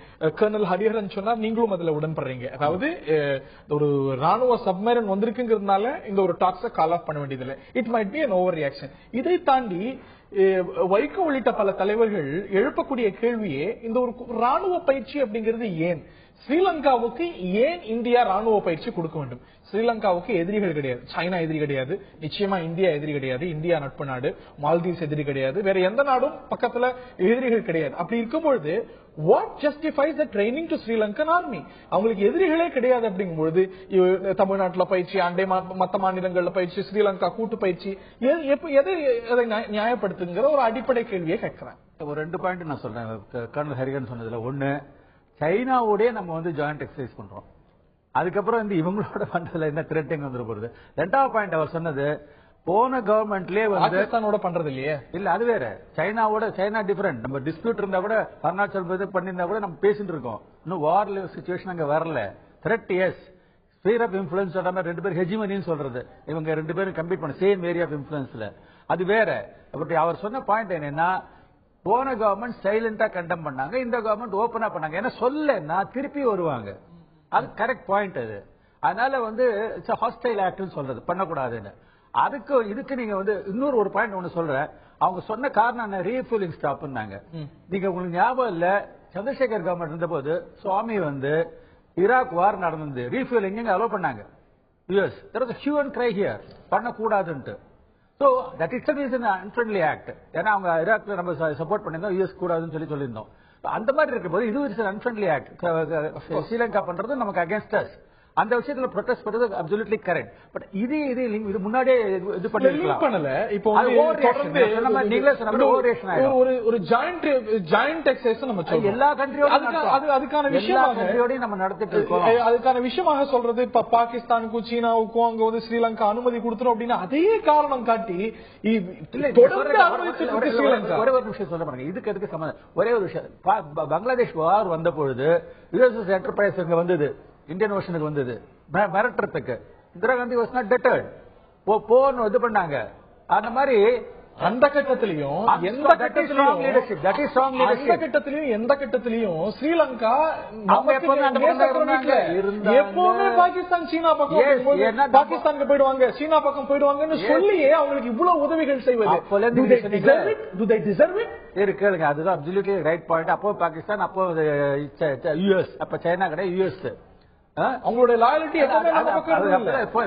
இவங்க சொல்ற காரணம் எப்பவுமே இந்த ஃப்ரெண்ட்லி தமிழ் தான் இருப்பாங்க, சின்னலா ரிஜிம் கிடையாது சொல்ற ஆர்குமெண்ட், அது வேற. பட் அப்போ Indira Gandhi had a very strong leadership. Regional super power மாதிரி இங்க ட்ரீட் பண்ணிருந்தாங்க. அதனால இங்க அந்த 83க்கு அப்புறம் நம்ம ட்ரைனிங் கொடுத்து எல்லாம் பண்ணா அதெல்லாம் ஹிஸ்டரி, யூ நோ தட். இப்ப இருக்கிற சிச்சுவேஷன் வேற. இந்த இதுல பாத்தீங்கன்னா ஆர்மிக்கு வந்து ட்ரெயின் பண்ணக்கூடாதுன்னு இப்ப வந்து ஐபிகே போனபோது ஹரியருக்கு தெரியும் எந்த அவங்களால முன்னிருந்த ஆர்மி வரை இருக்கிறார். அப்ப வந்து என்ன ஸ்ட்ராட்டஜி இந்தியன் ஐபிகே பண்ணாங்களோ அது they copied. How to fight terrorism. அவங்க நீங்க உடனே ப்ரொடெஸ்ட் பண்ணாதீங்க, from their point of view insurgent சொல்லுங்க, மிலிட்டரின்னு சொல்லிக்கோங்க. ஹவு டு ஃபைட் அது இந்தியன் ஆர்மில அவருக்கு தெரியும். அவங்க யாரு இன்னைக்கு கத்துக்கிறாங்கன்னு வச்சுக்கோங்க. யாருக்கு எதிராக போரிட போவது இலங்கை? யாருக்காக இல்ல. அது இன்னொரு எதிரிகள் உண்டா? இல்ல. இந்தியா எதிரியா? அது ஜாயிண்ட் எப்பவுமே பயம் இருக்கு அவங்களுக்கு. எல்டிடி திருப்பி வந்து பயம் இருக்கலாம். அதோட இன்னொரு முக்கியம் எழுப்பக்கூடிய அச்சம் இந்த ஒரு ஜாயிண்ட் எக்ஸசைஸ் இந்தியா கொடுக்கக்கூடிய ஒரு பயிற்சியானது தமிழர்களுக்கு எதிராக தான் திரும்ப. இந்தியா பயிற்சி கொடுக்கணும், அவங்க ஸ்ரீலங்காரங்க பயிற்சி கொடுக்கறது நமக்கு தெரியாது. ஏன்னா கமாண்டோஸ் எல்லாம் போயிருக்காங்க. ஆன்டி டெரரிஸ்ட் ஆபரேஷன் தான் அவங்க போறாங்க. அவங்க சுப்பீரியர் ஒரு லங்கா அது தெரியாது. we don't know because they have fought one of the most powerful terrorist or militant organization call it in the world. That is Rajapaksa's claim. It may be debatable, but that is the point he is making. How they did it, அது military strategist எல்லாம் பேச வேண்டிய விஷயம். இங்க பாத்தீங்கன்னா இதே மாதிரி செய்போன் தட்டு தான் நவம்பர் 28 நடந்தது, பாம்பேல நடந்தது. திருப்பி வரதுக்கு சான்ஸ் இருக்கு. ஐலண்ட் நேஷன் அவங்க எப்படி ப்ரொடெக்ட் பண்ணாங்க, என்ன பண்ணாங்க, அவ்வளவு போறீங்க. 2009 வந்து கம்ப்ளீட்டா ஸ்ட்ராட்டஜி கோஆபரேஷன் ரெண்டு இருக்கு மிலிட்டரி. ஒரு ராஜபக்சா சொன்னது இந்திய ராணுவ உதவி கிடையாது, ஸ்ட்ராட்டஜிக் இன்டெலிஜென்ஸ் ஷேரிங், அப்புறம் இவங்க ரேடார் கொடுத்தது, இதனாலதான் எல்டிடிஏ தோக்க முடிஞ்சதுன்னு சொன்னது. பேச்சே வரல. பயிற்சிக்கான காரணிகள் இருக்கவே செய்யுது அப்படிங்கிறது உங்களுடைய கருத்தா இருக்கிறது. இல்ல இல்ல, இது தமிழ் எல்டிடி வேற தமிழ் வேற போய் முடிவு பண்ணி அதேதான் இப்போ நடந்தது. நான் திரு அந்தரிதாஸ் அவர்கள்ட்ட கேட்கிறோம். அவர் சொல்லக்கூடிய சில விஷயங்களுக்கு நீங்க பதில் சொல்ல விரும்புவீங்க. அதற்கு முன்பாக சில தெளிவு கிடைக்கணும் அப்படின்னு நினைக்கிறேன். இன்னைக்கு மிக கடுமையா மோடி அரசாங்கத்தை வைகோ அவர்கள் விமர்சித்து பேசினார். இன்னொரு விஷயத்தையும் சொன்னார். அதற்கான அர்த்தம் என்ன அப்படின்னு நான் புரிஞ்சுக்க முயற்சி செய்கின்றேன். வைகோ இன்னைக்கு பேசினார், என்ன சொல்ல வருகிறார் அப்படின்னு உங்கள் மூலமா நான் தெரிஞ்சுக்க விரும்புகிறேன். வைகோ இன்று காலை சொன்னது என்ன? கக்கல் இதற்கு பிறகும் சிங்கள அரசோடு உறவை வளர்த்துக் கொள்ள நினைக்கின்ற மோடி அரசுக்கு சொல்லுகிறேன், சிங்கள அரசோடு உறவை வளர்த்துக் கொள்ள எங்களை வரியிட்டால் எங்கள் உறவு பிறகு அருந்து போகிற ஆபத்து ஏற்பட்டது. நான் ஒன்னும் யோசிக்காம பேசுறது இல்லை. இதுக்கு ஒரு கேஸ் போட்டாலும் அதுக்கு நான் தயாரா இருக்கேன். நான் பேசுனது எதையும் எந்த கோர்ட்லயும் மறுக்க போறது இல்லை. அதுக்கு ஏதாவது தண்டனை வந்தா சந்தோஷமா நிம்மதியா போய் உட்கார்ந்து இருப்பேன் ஜெயிலுக்குள்ள. எங்கள் உறவு அருந்து போறதுக்கான வாய்ப்பு இருக்கிறது அப்படின்னு சொன்னார். எங்கள் என்பது யார், என்ன உறவை குறிப்பிடுகிறார் வைகோ? எந்த உறவு அருந்து போகும் அப்படிங்கிறார். எப்படி வேண்டுமானா எடுத்துக்கொள்ளலாம். இந்தியாவுடைய ஒருமைப்பாடு கூட வந்து அருந்து போகும் என்பது என்று கூட எடுத்துக்கொள்ளலாம். நீங்க சொல்றீங்க இதுவரை 18 அறிக்கைகளை இன்றைக்கு நேற்றைக்கு அல்ல, தெளிவா சொல்லுங்க. இந்தியாவோட ஒருமைப்பாடு அருந்து போகும்னா இங்கிருந்து பிரிந்து போகும் பொருளா? பிரிந்து போகும்னா அதாவது எங்களுடைய இனத்தை தொப்புள் கொடி உறவுகளை நீங்க சிரிக்காதீங்க, சிரிக்கிறதில்ல, நீங்க சிரிக்க வச்சீங்க. இது வந்து ஒன்றரை கர்னல் ஹரிஹரன் சொன்னார். எல்லாத்துக்கும் நீங்க அதுக்குள்ள கை நீட்டீங்க. இல்ல பாஜக உறவோ அப்படின்னு நான் நினைச்சேன். ஆனா இந்திய ஒருமைப்பாடு பற்றி பேச கொஞ்சம் டைம் கொடுங்க. அதாவது கர்னல் ஹரிஹரன் சொன்னாரு, இந்திய அரசியல் தமிழ்நாட்டு அரசியல் கட்சிகள் இந்த பிரச்சனையை மடைமாற்றம் செய்கிறது என்று சொன்னார். 1.5 லட்சம் இனப்படுகொலை, 1.5 லட்சம் பேர் இனப்படுகொலையில் இறந்திருக்கிறார்கள். அது எங்களுடைய தொப்புள் கொடி வரவு. ஆகவே அது சம்பந்தப்பட்ட கட்சிகள் நிச்சயமாக உணர்வோடு பேசத்தான் செய்யும். அவர் சொன்னார் வங்கதேசம் வந்து சீனா கிட்ட இருந்து ஒரு கப்பல் வாங்கிச்சு, அதை யாரும் பேசலையான்னு. இங்கே நடக்கின்ற அந்த கப்பல்கள் வாங்குவது, இங்கே நடக்கின்ற ஒப்பந்தம் மீறல் செய்வது எல்லாம் தமிழருடைய தலையிலே தான் வந்து விடிய போகிறது. இதுதான் நாங்க சொல்லிட்டு இருக்கோம். தோழர் சொன்னாரு 2009க்கு முன்பு இருந்த நிலை இப்பொழுது இல்லையான்னு. இதை நான் சொல்றதை விட பிரேமச்சந்திரன் அவர்கள் டெல்லியிலே நேர்காணலிலே ஒன்றை தெளிவாக சொன்னார். இன்றைக்கும் 4 வருடங்கள் பொறுத்தும் கூட இன்றைக்கும் பாலியல் வன்கொடுமைகள் தொடர்ந்து கொண்டுதான் இருக்கிறது. ஹியூமன் ரைட்ஸ் வாட்ச் அதுதான் சொல்லிச்சு. 75 பெண்களுடைய வாக்குமூலத்தை நேரடியாக பதிவு செய்திருக்கிறது. பல பேர் இன்றைக்கும் காணாமல் போய் கொண்டிருக்கிறார்கள். இன மொழி கலாச்சார அடையாளங்களை இந்த அரசாங்கம் திட்டமிட்டு அழித்துக் கொண்டிருக்கிறது. சிங்களர் குடியேற்றம் நடைபெற்றுக் கொண்டிருக்கிறது. நீங்கள் சொல்றது இப்படி ஒரு கண்ணிலே வெண்ணையும் ஒரு கண்ணிலே நெய்யும் வைத்துக் கொண்டு பார்க்கின்ற நிலை இந்திய சர்க்கார் தொடர்ந்தால் நிச்சயமாக எங்களுடைய உணர்வுகளை மறுபரிசீலனை செய்ய வேண்டிய நிலைமை வரும். பாஜக நினைச்சா நீங்க இந்திய ஒருமைப்பாடு பற்றி பேசுறீங்க. தமிழ்நாடு முல்லை பெரியார் வந்தப்பே சொன்னமே, அந்த அணை உடைந்தால் இந்தியாவுடைய ஒருமைப்பாடு உடையும் சொன்னோம். இதே நிலை ஓரசாரமாக காங்கிரஸ் கையாண்டதை விட மோசமான நிலைமையிலே இந்திய ஆட்சி நடைபெற்றால் நிச்சயமாக அதை மறுபரிசீலனை செய்ய வேண்டிய நிலைமைக்கு தமிழ்நாட்டு மக்கள் வருவார்கள். இந்தியாவிலிருந்து பிரிவதை பேசுகிறார். கூட்டணியும் எடுத்துக்கலாம். இந்தியாவிலிருந்து இந்தியாவிலே பிரிந்து போகின்ற எண்ணம் வரும் சொன்னார். கூட்டணியிலிருந்து பிரிந்தா போட மாட்டாங்க. மீண்டும் சொல்றேன் சார், இந்தியாவிலிருந்து பிரிந்து போகின்ற எண்ணத்தை உருவாக்காதீர்கள் என்ற அடிப்படையில் பேசப்பட்ட பேச்சு. திரு கல்யாணராமன். வைகோ மிகச்சிறந்த பேச்சாளர். இந்தியாவிலிருந்து அந்த டீ எஸ்டேட்டுகள்ல வேலை செய்ய போனவங்க 200 பேரு மண் சரிவுல இறந்து போயிட்டாங்க. அதை பத்தி வாய் திறக்கிறதுக்கு இவங்க வந்து என்ன அதற்கான கோரிக்கையை வருத்தங்களையும்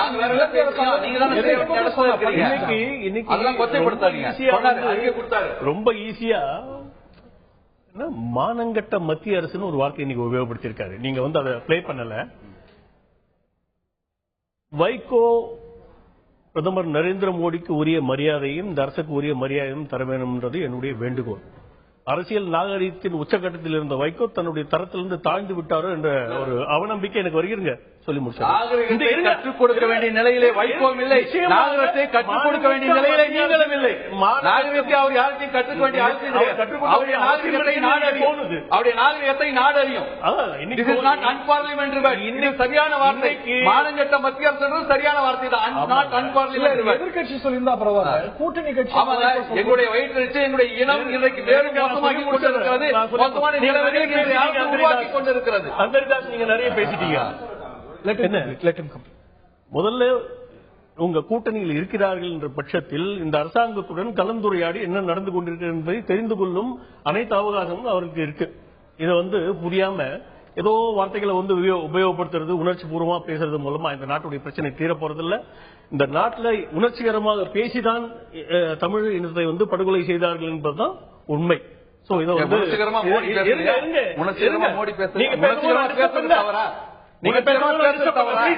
மிஸ்டர் கல்யாணராமன் அவர் இன்னொரு விஷயத்தையும் சொன்னார். அவர் பேசும்பொழுது வந்துடுறேன் நானு. இவர் வந்து இதுல இருந்து பிரிவோம், அதுல இருந்து என்ன இது என்ன மிரட்டலா? இந்த மிரட்டல்லாம் இந்த நாட்டுல செல்லுபடி ஆகாது. அது வந்து அவங்களுக்கும் தெரியும். இவங்க அரசியல் கம்பல்ஷனுக்காக பேசுறாங்களோன்ற ஒரு சந்தேகம் எனக்கு இருக்கு. இந்த மாதிரி வாதங்களை வைக்கலாம். இதை சமுதாயம் ஏற்றுக்கொள்ளப் போவதில்லை. நிச்சயமா ஏற்புடையதல்ல, இறையாண்மைக்கு எதிரானது அப்படிங்கிறது இன்று அரசை வந்து ரெப்ரசென்ட் பண்ணும் போது இது போன்ற வாதங்கள் நசுக்கப்படும். என்பதை வந்து தெரிந்து கொள்ள ஏன் இந்த கேள்விகள்லாம் எழுதுனா, தேர்தலுக்கு முன்பாக ஈழம் விஷயத்துல இதெல்லாம் வேற நிலைப்பாட்டு எடுத்து இன்னைக்கு செயல்பாடு வேற திசையில் இருக்கும்போது வைகோ போன்றவர்கள் ரொம்ப சிம்பிள் விஷயம்.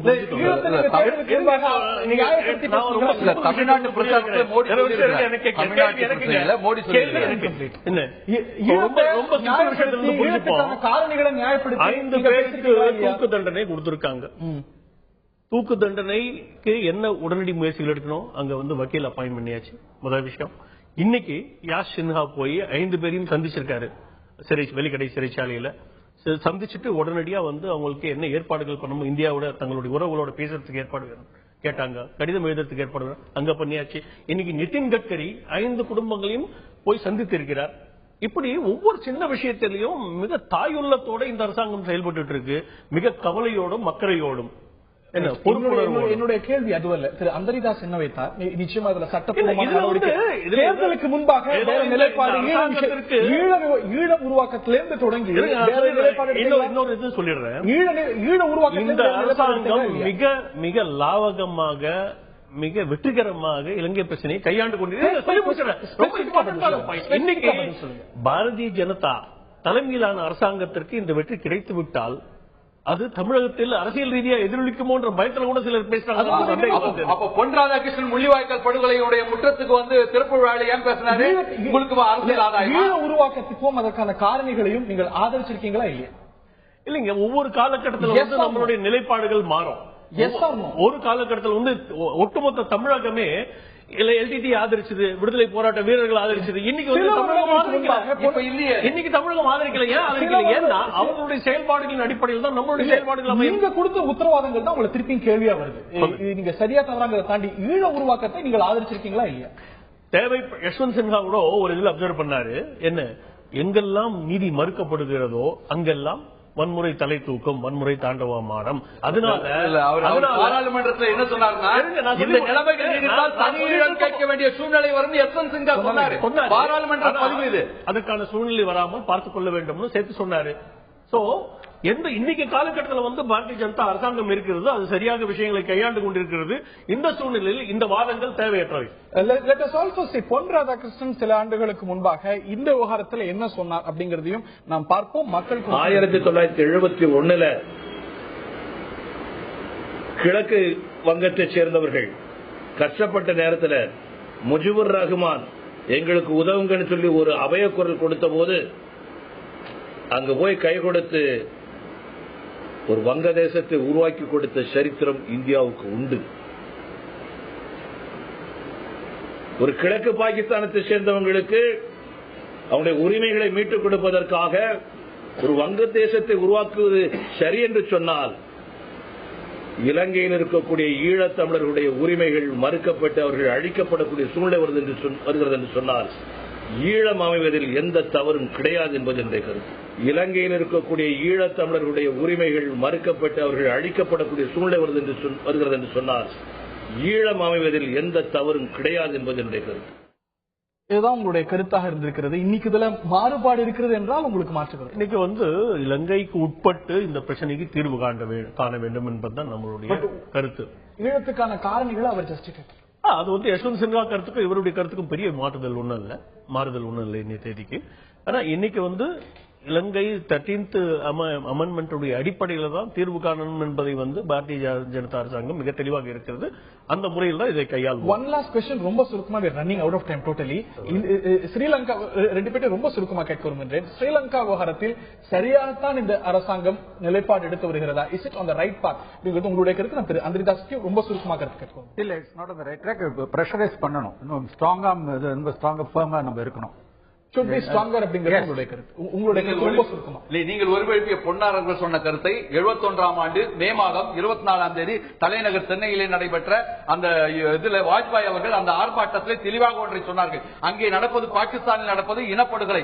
வங்கர்களை பிரிப்பதற்காக, வங்கதேசம் உருவாக்குவதற்காக இந்தியா ராணுவத்தை அனுப்பி தனிநாடு உருவாக்கி தர வேண்டும் என்று வாஜ்பாய் அவர்கள் சொல்லியிருக்கிறார்கள். அந்த வாஜ்பாய் அவர்களுடைய பொன்னார் அவருடைய வாழ்க்கை குடிதோண்டி புதைத்துவிட்டு இன்றைக்கு ஈழ அரசாங்கத்திற்கு, இலங்கை அரசாங்கத்திற்கு ஆதரவாக இன்றைக்கு இருக்கின்ற பிஜேபி செயல்படுகிறது என்பது என்னுடைய வெளிப்படையான குற்றச்சாட்டு. அதே காலகட்டத்தில் மத்திய பிஜேபி தலைவர்கள் இந்த விவகாரத்தில் மிக தெளிவாக தன்னுடைய நிலைப்பாட்டை சொன்னார்கள் அப்படிங்கிறதையும் குறிப்பிட்டாகணும். உங்களுடைய கருத்துக்கள் அவர்கள்ட்ட குறிப்பிட்ட போதும் அவர்கள் ஒன்றுபட்ட இலங்கைக்குள் தான் தீர்வை நாங்கள் முன்வைக்கின்றோம் என்று இன்றல்ல, எப்பொழுதுமே மத்திய பிஜேபி தலைவர்கள் உறுதியாக இருந்திருக்கிறார்கள். அதில் தானே அவர்கள் நடவடிக்கை எடுக்கிறார்கள் அப்படிங்கிற கருத்தும் இருக்கிறது. ஒரு கிளாரிபிகேஷன், ஃபிளாட் ரீசனிங் ராதாகிருஷ்ணன். அங்க ஸ்ரீலங்கால ஈஸ்ட் பாகிஸ்தான் வெஸ்ட் பாகிஸ்தான் மாதிரி கிடையாது. Mujibur Rahman elected prime minister of East Pakistan. அவர் நசுக்கப்பட்டார். அங்க அந்த மாதிரி கிடையாது. எலெக்டட் லீடர் அமிர்தலிங்கம் இவங்களே பார்லிமெண்ட் தான். அது தேர்தலுக்கு முன்பாக சொல்லப்பட்ட முன்னாடியே சொல்ல முடியாதுன்னு சொல்லிட்டாங்க. யாரும் எலெக்டட் லீடர் கிடையாது அங்க. ஆனா இந்த சமயத்துல இந்த சமயத்துல இந்த ஒரு கூட்டு ராணுவ பயிற்சியை தடுத்து நிறுத்துவது ஓவர் ரியாக்ஷனா இருக்கும் அப்படிங்கிற ஒரு பார்வையும் இல்ல, இது தடுத்து நிறுத்தப்பட வேண்டிய ஒரு பார்வையும் சீனா இலங்கை வாயிலாக நமக்கு அச்சுறுத்தலை தொடர்ந்து அதிகரித்து வருகிறது. சீனா மட்டுமல்ல, பாகிஸ்தானும் அதிகரித்து வர வேண்டியது. It's time to be stronger அப்படிங்கிற இன்னொரு கருத்தும் நிச்சயமாக இருக்கவே செய்கிறது. மக்களுடைய கருத்து என்ன? இலங்கை விவகாரத்தில் இந்தியாவின் நிலைப்பாடு, நேர்களுடைய பார்வை என்ன பார்ப்போம்.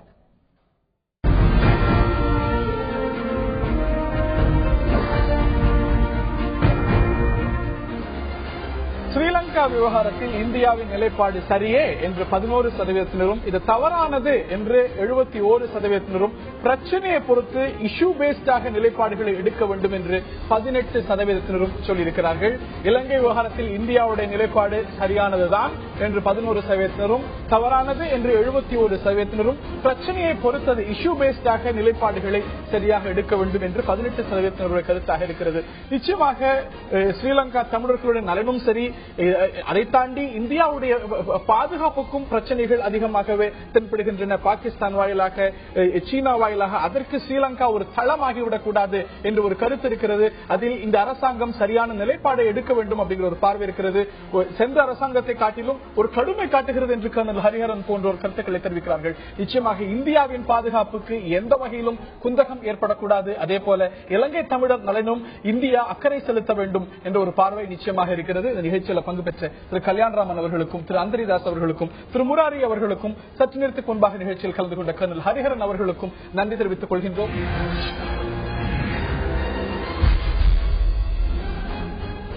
பாலியல் தொழில் சட்டப்பூர்வமாக்கப்பட வேண்டுமாங்கிற விவாதம் எழுந்திருக்கிறது. இந்த விவாதம் எழுந்திருப்பது சில தன்னார்வ குழுக்கள், சில என்ஜிஓக்கள் சொல்லியிருக்கக்கூடிய கருத்தினால் அல்ல.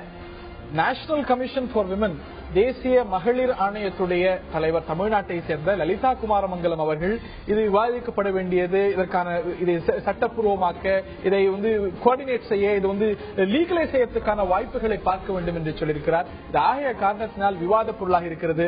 இதில் சாதகங்களும் பாதகங்களும் நிறையவே இருக்கின்றன. சட்ட ரீதியாகவும் சமூக தளத்திலும் நமது கலாச்சாரம் சார்ந்த பல விவாதங்களும் பல கேள்விகளும் எழவே செய்கின்றன. இதைத்தான் இந்த நிகழ்ச்சியில் விரிவாக நாம் அலசரிக்கின்றோம். பாலியல் தொழில் சட்டப்பூர்வமாக்கப்பட வேண்டுமா, இதை முறைப்படுத்துவதுதான் இன்றைய காலத்தின் கட்டாயமா என்ற கேள்வி பிரதானமாக எழுந்திருக்கிறது. நிச்சயம் கூடாது என்கிறார் நிகழ்ச்சியில பங்கு பெறக்கூடிய சமூக ஆர்வலர் பிரவீனா ஆனந்த் அவர்கள். இது மட்டுமல்லாது வேறு சில கருத்துக்களோடு ஹரிஹரன் அவர்கள், president Indian community welfare organisation சமூக ஆர்வலர் திரு ஹரிஹரன் அவர்களும் நம்மிடையே இணைந்திருக்கிறார். இது பல விளைவுகளை, மோசமான விளைவுகளை ஏற்படுத்தும் இந்த ஒரு முடிவானது அப்படின்னு நீங்க உணரலையா? எவ்வளவோ விஷயங்கள் தடுக்க முடியல. இதற்கான ஒரு காரணியாக இது சமூகத்தில் இருக்கிறது. பல மில்லியன் செக்ஸ் ஒர்க்கர்ஸ் நாடு முழுக்க இருக்காங்க, கட்டுப்படுத்த முடியல. ஆக முறைப்படுத்தலாம், லீகலை செஞ்சா இதுல இருக்கக்கூடிய பிரச்சனைகளை கையாளலாம் என்பது இதற்கான ஒரு காரணியாக சொல்லப்படுகிறது. எவ்வளவோ விஷயங்கள் நாட்டில் தீய விஷயங்கள் இருக்கிறது, கொலை, திருட்டு, லஞ்சம், இவையெல்லாம் முறைப்படுத்த முடியுமா? இதை முறைப்படுத்தணும் அப்படின்னு சொல்வது போல. திரு ஹரிஹரன், இது பொதுமக்கள் ஜெனரலா பாலியல் தொழில் சொன்னாலே அதை பத்தி யாரும் பேச விரும்புறதில்லை. ஏன்னா அது ஜெனரலா அதை பத்தி பேசினாலே ஒரு ஸ்டிக்மா இருக்கு, ஒரு டிஸ்கிரிமினேஷன் இருக்கு. அதை ஈஸியா அவாய்ட் பண்ணிடுறாங்க. இன்னொன்னு என்ன பெரிய பிரச்சனை, ஜெனரல் பப்ளிக் என்னன்னா பாலியல் தொழில்னாலே ஒரு மாரல் ஸ்டாண்டர்ட் தான் பாக்குறாங்க, சரி தவறுன்றது. இது ரெண்டுத்துக்கும் அப்பாற்பட்டது. உண்மையான நிலை என்னன்னா, என்னமோ சென்னையில இல்ல இந்தியாவில 100 பேர் 200 பேர் தான் பாலியல் தொழில் புரிய பெண்கள் இருக்கிறாங்கன்னு நினைக்கிறாங்க. ஆனா அது உண்மை இல்லை. சென்னையில மட்டுமே 6300 பாலியல் தொழில் புரியும் பெண்கள் இருக்காங்க. தமிழ்நாட்டில் 90,000 பெண்கள் இருக்காங்க. இந்தியா முழுவதும் 25 லட்சம் பேரும், உலகம் முழுவதும் 3 கோடி பாலியல் தொழில் புரியும் பெண்கள் இருக்காங்க. இத்தனை எண்ணிக்கையை மனசுல வைத்துதான் பாலியல் தொழிலை சட்டப்பூர்வமாக ஆக்க வேண்டும் அப்படின்ற நிலையை சொல்றோம். இல்ல, அதுதான் என்னோட கேள்வியா கேட்கிறேன். இது மாதிரி நிறைய திருடர்கள் இருக்காங்க, நிறைய கொள்ளைக்காரர்கள். இன்னைக்கு பொறுத்த வரைக்கும் சட்டத்துடைய பார்வையில, சமூகத்தின் பார்வையில இது இருக்கக்கூடாத ஒரு விஷயம் அப்படிங்கிறது தான் யாருக்கும் மாற்று கருத்து இருக்க முடியாது. ஆகையினால இருக்காங்க, சட்டம் இருந்தும் நடக்குது, முறைப்படுத்தலாம் அப்படின்னா ஒரு நாளைக்கு இவ்வளவு திருடலாம், இவ்வளவு கொள்ளையடிக்கலாம், இவ்வளவு செயல் செய்யலாம்னு ஒவ்வொரு தீய செயலையும் முறைப்படுத்தினா எப்படி? இது இருக்கக்கூடாது அப்படிங்கறதான ஒரு சரியான லட்சியமா இருக்கு. கடந்த 50 வருஷமா கடந்த 50 வருஷமா முயற்சி பண்ணி முறைப்படுத்தி தோல்வி அடைந்து திடீர்னு இன்னொரு வாய்ப்பு கொடுங்க மறுபடியும் முறைப்படுத்துறேன்னு சொல்றது ஏற்றுக்கொள்ள முடியாது. ஏன்னா அன்றாடம் பாலியல் தொழில் புரியும் பெண்களை அடிபட்டும் உதைப்பட்டும் போலீஸ்களுடைய தொந்தரவுக்கு ஆளாகியும் பொய் கேஸ் போட்டும் அவங்க மேல இருக்க பாலியல் வன்முறையை திரிக்கிறதும், அவங்க கிட்ட இருக்க பணத்தை புடுங்கிறதும், அவங்கள கேஸ் போடுவேன்றத மிரட்டுறதும், இந்த புரோக்கர் பீம்பர் பிராத்தல் கீப்பர் பிராத்தலோட அவங்க பணத்தை எடுத்து சாப்பிடுறதும், அந்த வீடு வாடகை தரேன்னு சொல்லிட்டு அவங்க எக்ஸ்பிளைன் பண்றது. இதுல குறைகள் இருக்கலாம், குறைபாடுகள் நிறைய அளவுக்கு இருக்கலாம். இதை கட்டுப்படுத்தணும்னு சொல்லணுமா? ஆகையினால இதை முறைப்படுத்துறேன், இதை லீகலை செஞ்சிடறேன் அப்படின்னா இந்த விளைவுகள் மோசமாயிடாதா? நீங்க சொல்லக்கூடிய எண்ணிக்கை 25 லட்சம், இந்த 25 லட்சம் 50 லட்சம் ஆகாதா? இது திறந்து விட்டா இது சமூகத்துக்கு நல்லதா? இல்ல, இப்போ லீகலைஸ் இல்லாமல் எண்ணிக்கையில இல்லைன்னு சொல்ல முடியாது. நீங்க இது வரைக்கும் ஒருத்தர் கூட இல்ல, நாங்க சட்டப்பூர்வமாக்கினா நிறைய பேர் எண்ணிக்கையில வந்துருவோம்னு சொன்னீங்கன்னா அது நியாயமா இருக்கும். இவ்வளவு எண்ணிக்கையில் இருக்கக்கூடியவங்களுக்கு தொடர்ந்து வன்முறையும் டெய்லி பிரச்சனையும் சந்தித்து இருக்கவங்களுக்கு எந்த விதமான தீர்வும் சொல்ல போறதில்லை, எந்த விதமான நலத்திட்டங்களையும் உருவாக்க போறதில்லை. ஆனா மாறலா பாலியல் தொழில் இந்தியாவில சட்டப்பூர்வம் ஆக்கிட்டோமா அப்படின்னு சொல்வது எந்த விதத்திலயும் நியாயம் இல்லை. நாங்க என்ன சொல்றோம், முதல்ல பாலியல் தொழில் புரியும் பெண்களுக்கு எதிராக ரைட், இது ஒரு மாரல் ஹை கிரவுண்ட்ல மட்டுமே எடுத்து பேசுவது சரியா? இன்னைக்கு நிதர்சனத்தை பாருங்க பேசுவது அது நியாயமாவாது. அதுதான் நான் பிரவீன் அவர்கள்ட்ட எடுத்து போக விரும்புகிறேன். இந்த ஒரு கருத்தை சொல்லியிருப்பவர் லலிதா குமாரமங்கலம், ஒரு கன்சர்வேட்டிவான ஒரு பார்ட்டியிலிருந்து வரக்கூடிய லலிதா குமாரமங்கலம் சொல்கிறார் அப்படின்னா நடைமுறை யதார்த்தம் எப்படிப்பட்டதாக இருக்கும். நம்ம சொன்ன மாதிரி எண்ணிக்கைகள் மிக பிரம்மாண்டமானதாக இருக்கிறது. இதனால ஏற்படக்கூடிய பிரச்சனை, இது இலைமறைவுக்காக ஒரு மறைமுகமா நடக்கிறதுனால இருக்கக்கூடிய விஷயம். ஒண்ணு, ஹெச்ஐவி பெருமளவுக்கு இன்னைக்கு ரெஸ்கியூ பண்ணப்படுற பெண்கள்ல பெரும்பாலானோர் இல்ல கணிசமானவர்கள் ஹெச்ஐவியால பாதிக்கப்படுறாங்க. அவங்களுக்கு ஒரு உதவி கூட அரசாங்கத்தால சரியா கொடுக்க முடியாத ஒரு சூழ்நிலை தான் இருக்கிறது. இன்னொன்னு, இம்மாரல் டிராபிகிங், கடத்தல் நடக்கிறது. இதை முறைப்படுத்தினால் இந்த ஒரு உபாதைகளை, இந்த ஒரு பிரச்சனைகளை கட்டுப்படுத்த முடியும் அப்படிங்கிறது தான் இந்த வாதத்தோடைய ராஷனல். நியாயம் இருப்பதா இல்லையா? இல்ல, நீங்க கன்சர்வேட்டிவ் பார்ட்டில இருந்து வந்த ஒருத்தர் சொல்றீங்க. ஆனா கன்சர்வேட்டிவ் பார்ட்டில இருந்து வரவாயில கன்சர்வேட்டிவா பேசணும்னு அவசியம் கிடையாது. அவங்களோட சிந்தனை இருக்கலாம். இனி இது கவர்மெண்ட் கிட்ட இருந்து வரல, இது ஒரு சஜஷன் வைக்கப்பட்டிருக்கு. Supreme Court has to take a decision. அந்த ஸ்டேஜ்ல தான் இருக்கு. இப்போ ஹெச்ஐவி அதிகமா இருக்குன்னு சொல்றீங்க. ஆனா அப்பேற்பட்ட ஒரு சிச்சுவேஷன்ல வரப்போற குழந்தைங்களோட நிலைமை என்ன ஆகும்? இன்னைக்கு டேட்ல நம்மளோட கண்ட்ரில abortion is not permitted unless under circumstances. அதுதான் லலிதா குமாரமங்கலமுடைய வருத்தம், அதுதான் இவர் போன்ற சமூக ஆர்வலர்களுடைய வருத்தம். இந்த விஷயத்தினால என்ன ஆகும்னா இன்னும் பல்மகையா ரொம்ப அதிகமாகும். இது ஒரு கம்ப்ளீட் இண்டஸ்ட்ரி ஆகும். இல்ல, இண்டஸ்ட்ரி ஆச்சுன்னா என்ன ஆகும்னா முறைப்படுத்தப்படும், ஸ்கிரீனிங் கட்டாயப்படுத்தப்படும், அது ஒரு முறைப்படுத்தப்படும், இது கட்டுப்படுத்தப்படும், கண்ட்ரோல் செய்யப்படும். இல்ல, முறைப்படுத்தப்பட்ட நாடுகள்ல என்ன நடந்ததுன்னு பார்க்கலாம். இப்ப ஜெர்மனில அந்த ஃபுட்பால் டோர்னமெண்ட் இருந்ததுல, அது முடிஞ்ச அந்த டைத்துல அனௌன்ஸ் பண்றாங்க, நாங்க எல்லாருக்கும் எம்ப்ளாய்மெண்ட் ஆப்பர்ச்சுனிட்டி கொடுக்கறோம். எம்ப்ளாய்மெண்ட்ல கவர்மெண்ட் அனௌன்ஸ் பண்றாங்க. சோ சில பேருக்கு வேலை கிடைக்கல. வேலை கிடைக்காதவங்கள்ட்ட கவர்மெண்ட் என்ன ஆஃபர் பண்றாங்கன்னா, நீங்களாம் ரெடியா ப்ராஸ்டியூஷனுக்கு. சோ அப்ப யாரெல்லாம் அதுக்கு வராங்களோ அந்த இளம் பெண்கள் எல்லாம் அவங்க புதுசா இந்த வேலைக்கு ட்ரைனிங் கொடுத்து எடுக்கிறாங்க. இதுவா நம்ம நாட்டுக்கு தேவை? நம்ம நாடு எப்பேற்பட்ட நாடு, கலாச்சாரம் என்ன, பண்பாடு என்ன, இதெல்லாத்தையும் விட்டுட்டு இன்னும் அதிக பெண்களை இதுக்குள்ள நம்ம வற்படுத்துற ஒரு சிச்சுவேஷன். ரொம்ப சின்ன டிஃபரன்ஸுங்க. அவங்க ஒத்துக்கிறதுக்கும் அவங்க கன்சென்ட் சொல்றதுக்கும். கன்சென்ட்னா பர்மிட்டட், அவங்க திணிக்கப்பட்டு கன்சென்ட்னு சொல்ல வச்சோம் அப்படின்னா அதுங்க அவங்க வேற வழி இல்லாம பண்ற ஒரு விஷயம். எவ்வளவு பெண்களை நம்ம புதுமையா கொண்டு வரலாம். கணவரோ தந்தையோ இதெல்லாம் சொல்லணும், அவங்க ஒரு வாக்குமூலம் கொடுக்கணும், முழு மனதோட கொடுக்கணும். இல்ல, நீங்க சொல்ற அதே நான் கேக்குறேன். ஒரு கணவர் மனைவியை கம்பல் பண்றாரு, அந்த பொண்ணோட கதி என்ன இன்னைக்கு? என்ன ஆகும்? அந்த மாதிரி எவ்வளவு அபலை பெண்கள் வருவாங்க இந்த தொழிலுக்கு, எவ்வளவு சின்ன பசங்க வருவாங்க இந்த தொழிலுக்கு. நீங்க சொல்ற அதே ஹெச்ஐவி குழந்தைங்களுக்கு கூட பரவக்கூடிய ஒரு நிலைமை இருக்கும் இல்லையா? சோ கண்டிப்பா இது வர்றது நம்ம நாட்டுக்கே ஒரு அவமான சின்னமா அமையும் தான் நான் நினைக்கிறேன். இல்ல, நம்மளுடைய லட்சியங்கள் அரசாங்கத்துடைய லட்சியமாகட்டும், இல்ல நம்மளுடைய சமூகத்துடைய லட்சியமோ இது அல்ல. இது ஒரு மதுவில்லாத சமுதாயம் அமைக்கணும் அப்படிங்கறது அந்த நாட்டுடைய லட்சியம். ஆனா இன்னைக்கு டாஸ்மாக் கடைகள் வாயில குடிப்பதே குற்றம் இருந்த ஒரு சூழ்நிலையில நீங்க டாஸ்மாக் கடை வாயில போலீஸார் கூட்டத்தை ஒருங்கிணைக்கக்கூடிய ஒரு சூழ்நிலைக்கு கொண்டு வந்திருக்கோம். அது எவ்வளவு பெரிய பாதிப்பை ஏற்படுத்துது சமுதாயத்தில் அப்படின்னு நம்ம பாக்குறோம். அது போல இதையும் முறைப்படுத்திட்டா இதனது பாதிப்புகள் சமூக ரீதியா, கலாச்சார ரீதியா எவ்வளவு மோசமா இருக்கும் அப்படிங்கறது நம்ம கற்பனை செஞ்சு பார்க்கணும் இல்லையா திரு ஹரிஹரன்? இல்ல, இது கற்பனை பண்றதுக்கும் மாரல் ஸ்டாண்ட் எடுப்பதுக்கும் சம்பந்தமே கிடையாது. ஏற்கனவே பாலியல் தொழில இத்தனை பெரிய எண்ணிக்கையில பெண்கள் இருக்கிறாங்கன்ற தகவலை தெரியாதவங்க தான் மாரல் ஸ்டாண்ட் பத்தி பேசுறது இன்னமும் யாருமே இல்லாத மாதிரியும். நாடு முழுக்க இருக்காங்கன்னா அந்த எண்ணிக்கை பெருமைப்படக்கூடியதா இல்லாட்டி வருத்தத்துக்குரியதா உங்கள்கிட்ட நான் கேட்கிறேன். நான் பெருமையை பத்தி நான் இங்க பேசல. 25 லட்சம் பெண்கள் இருக்காங்க, நம்ம அன்றாடம் துன்பத்தை சந்திக்கிறாங்க. அது வருத்தப்பட வேண்டியதுதான். வருத்தப்படுறதுனால நீங்க மாரல் ஸ்டாண்ட் அந்த 25 லட்சம் 50 லட்சம் அதுக்கான வாய்ப்பு இருக்கிறதா இல்லையா? இல்ல சார், நான் சொல்றேன் சார், இப்ப அதை லீகலைஸ் பண்ணோம்னா அதுவே ஒரு தனி இண்டஸ்ட்ரி ஆயிட்டு. நம்ம நாட்டுல 5 வருஷம் முன்னாடி பிபிஓ கிடையாது. இன்னைக்கு பிபிஓ எந்த அளவுக்கு பெருசா இருக்கோ அதே மாதிரி இந்த இண்டஸ்ட்ரி 25 லட்சம் 25 கோடி ஆயிடும். திரு ஹரிஹரன், go ahead. இல்ல 25 கோடி என்பதெல்லாம் ரொம்ப கற்பனையில பேசக்கூடிய எண்ணிக்கைகள். ஆனா எந்த பாலியல் தொழில் புரியும் பெண்களும் இதை ரொம்ப வசதியாகவும் விரும்பி செய்யறது கிடையாது. எல்லாரும் டெய்லி அன்றாடும் பல பிரச்சனைகள் சந்திச்சு தான் இந்த பாலியல், வேற எந்த வாய்ப்பும் இல்லாதவங்க தான் பாலியல் தொழிலுக்கு வராங்க. அதனால எண்ணிக்கை அதிகமாயிடும் சொல்றது எந்த விதத்திலும் இந்த வாதத்தை எடுத்துக்கொள்ளவே முடியாது. சட்ட விரோதமா இருக்கும் போது நீங்க சொல்றது போல 25 லட்சம் இருக்கு.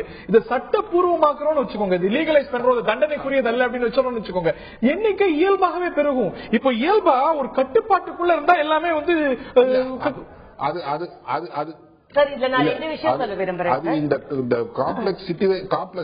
காம்ப்ளெக்ஸ் சிச்சுவேஷனை பத்தி புரியாதவங்க சொல்லக்கூடியது. சட்டம் அப்ப இருந்தது இல்ல, அப்ப இல்லாம ஒருத்தர் கூட இல்லாம இருந்திருக்கணும்ல இவ்வளவு நாள்.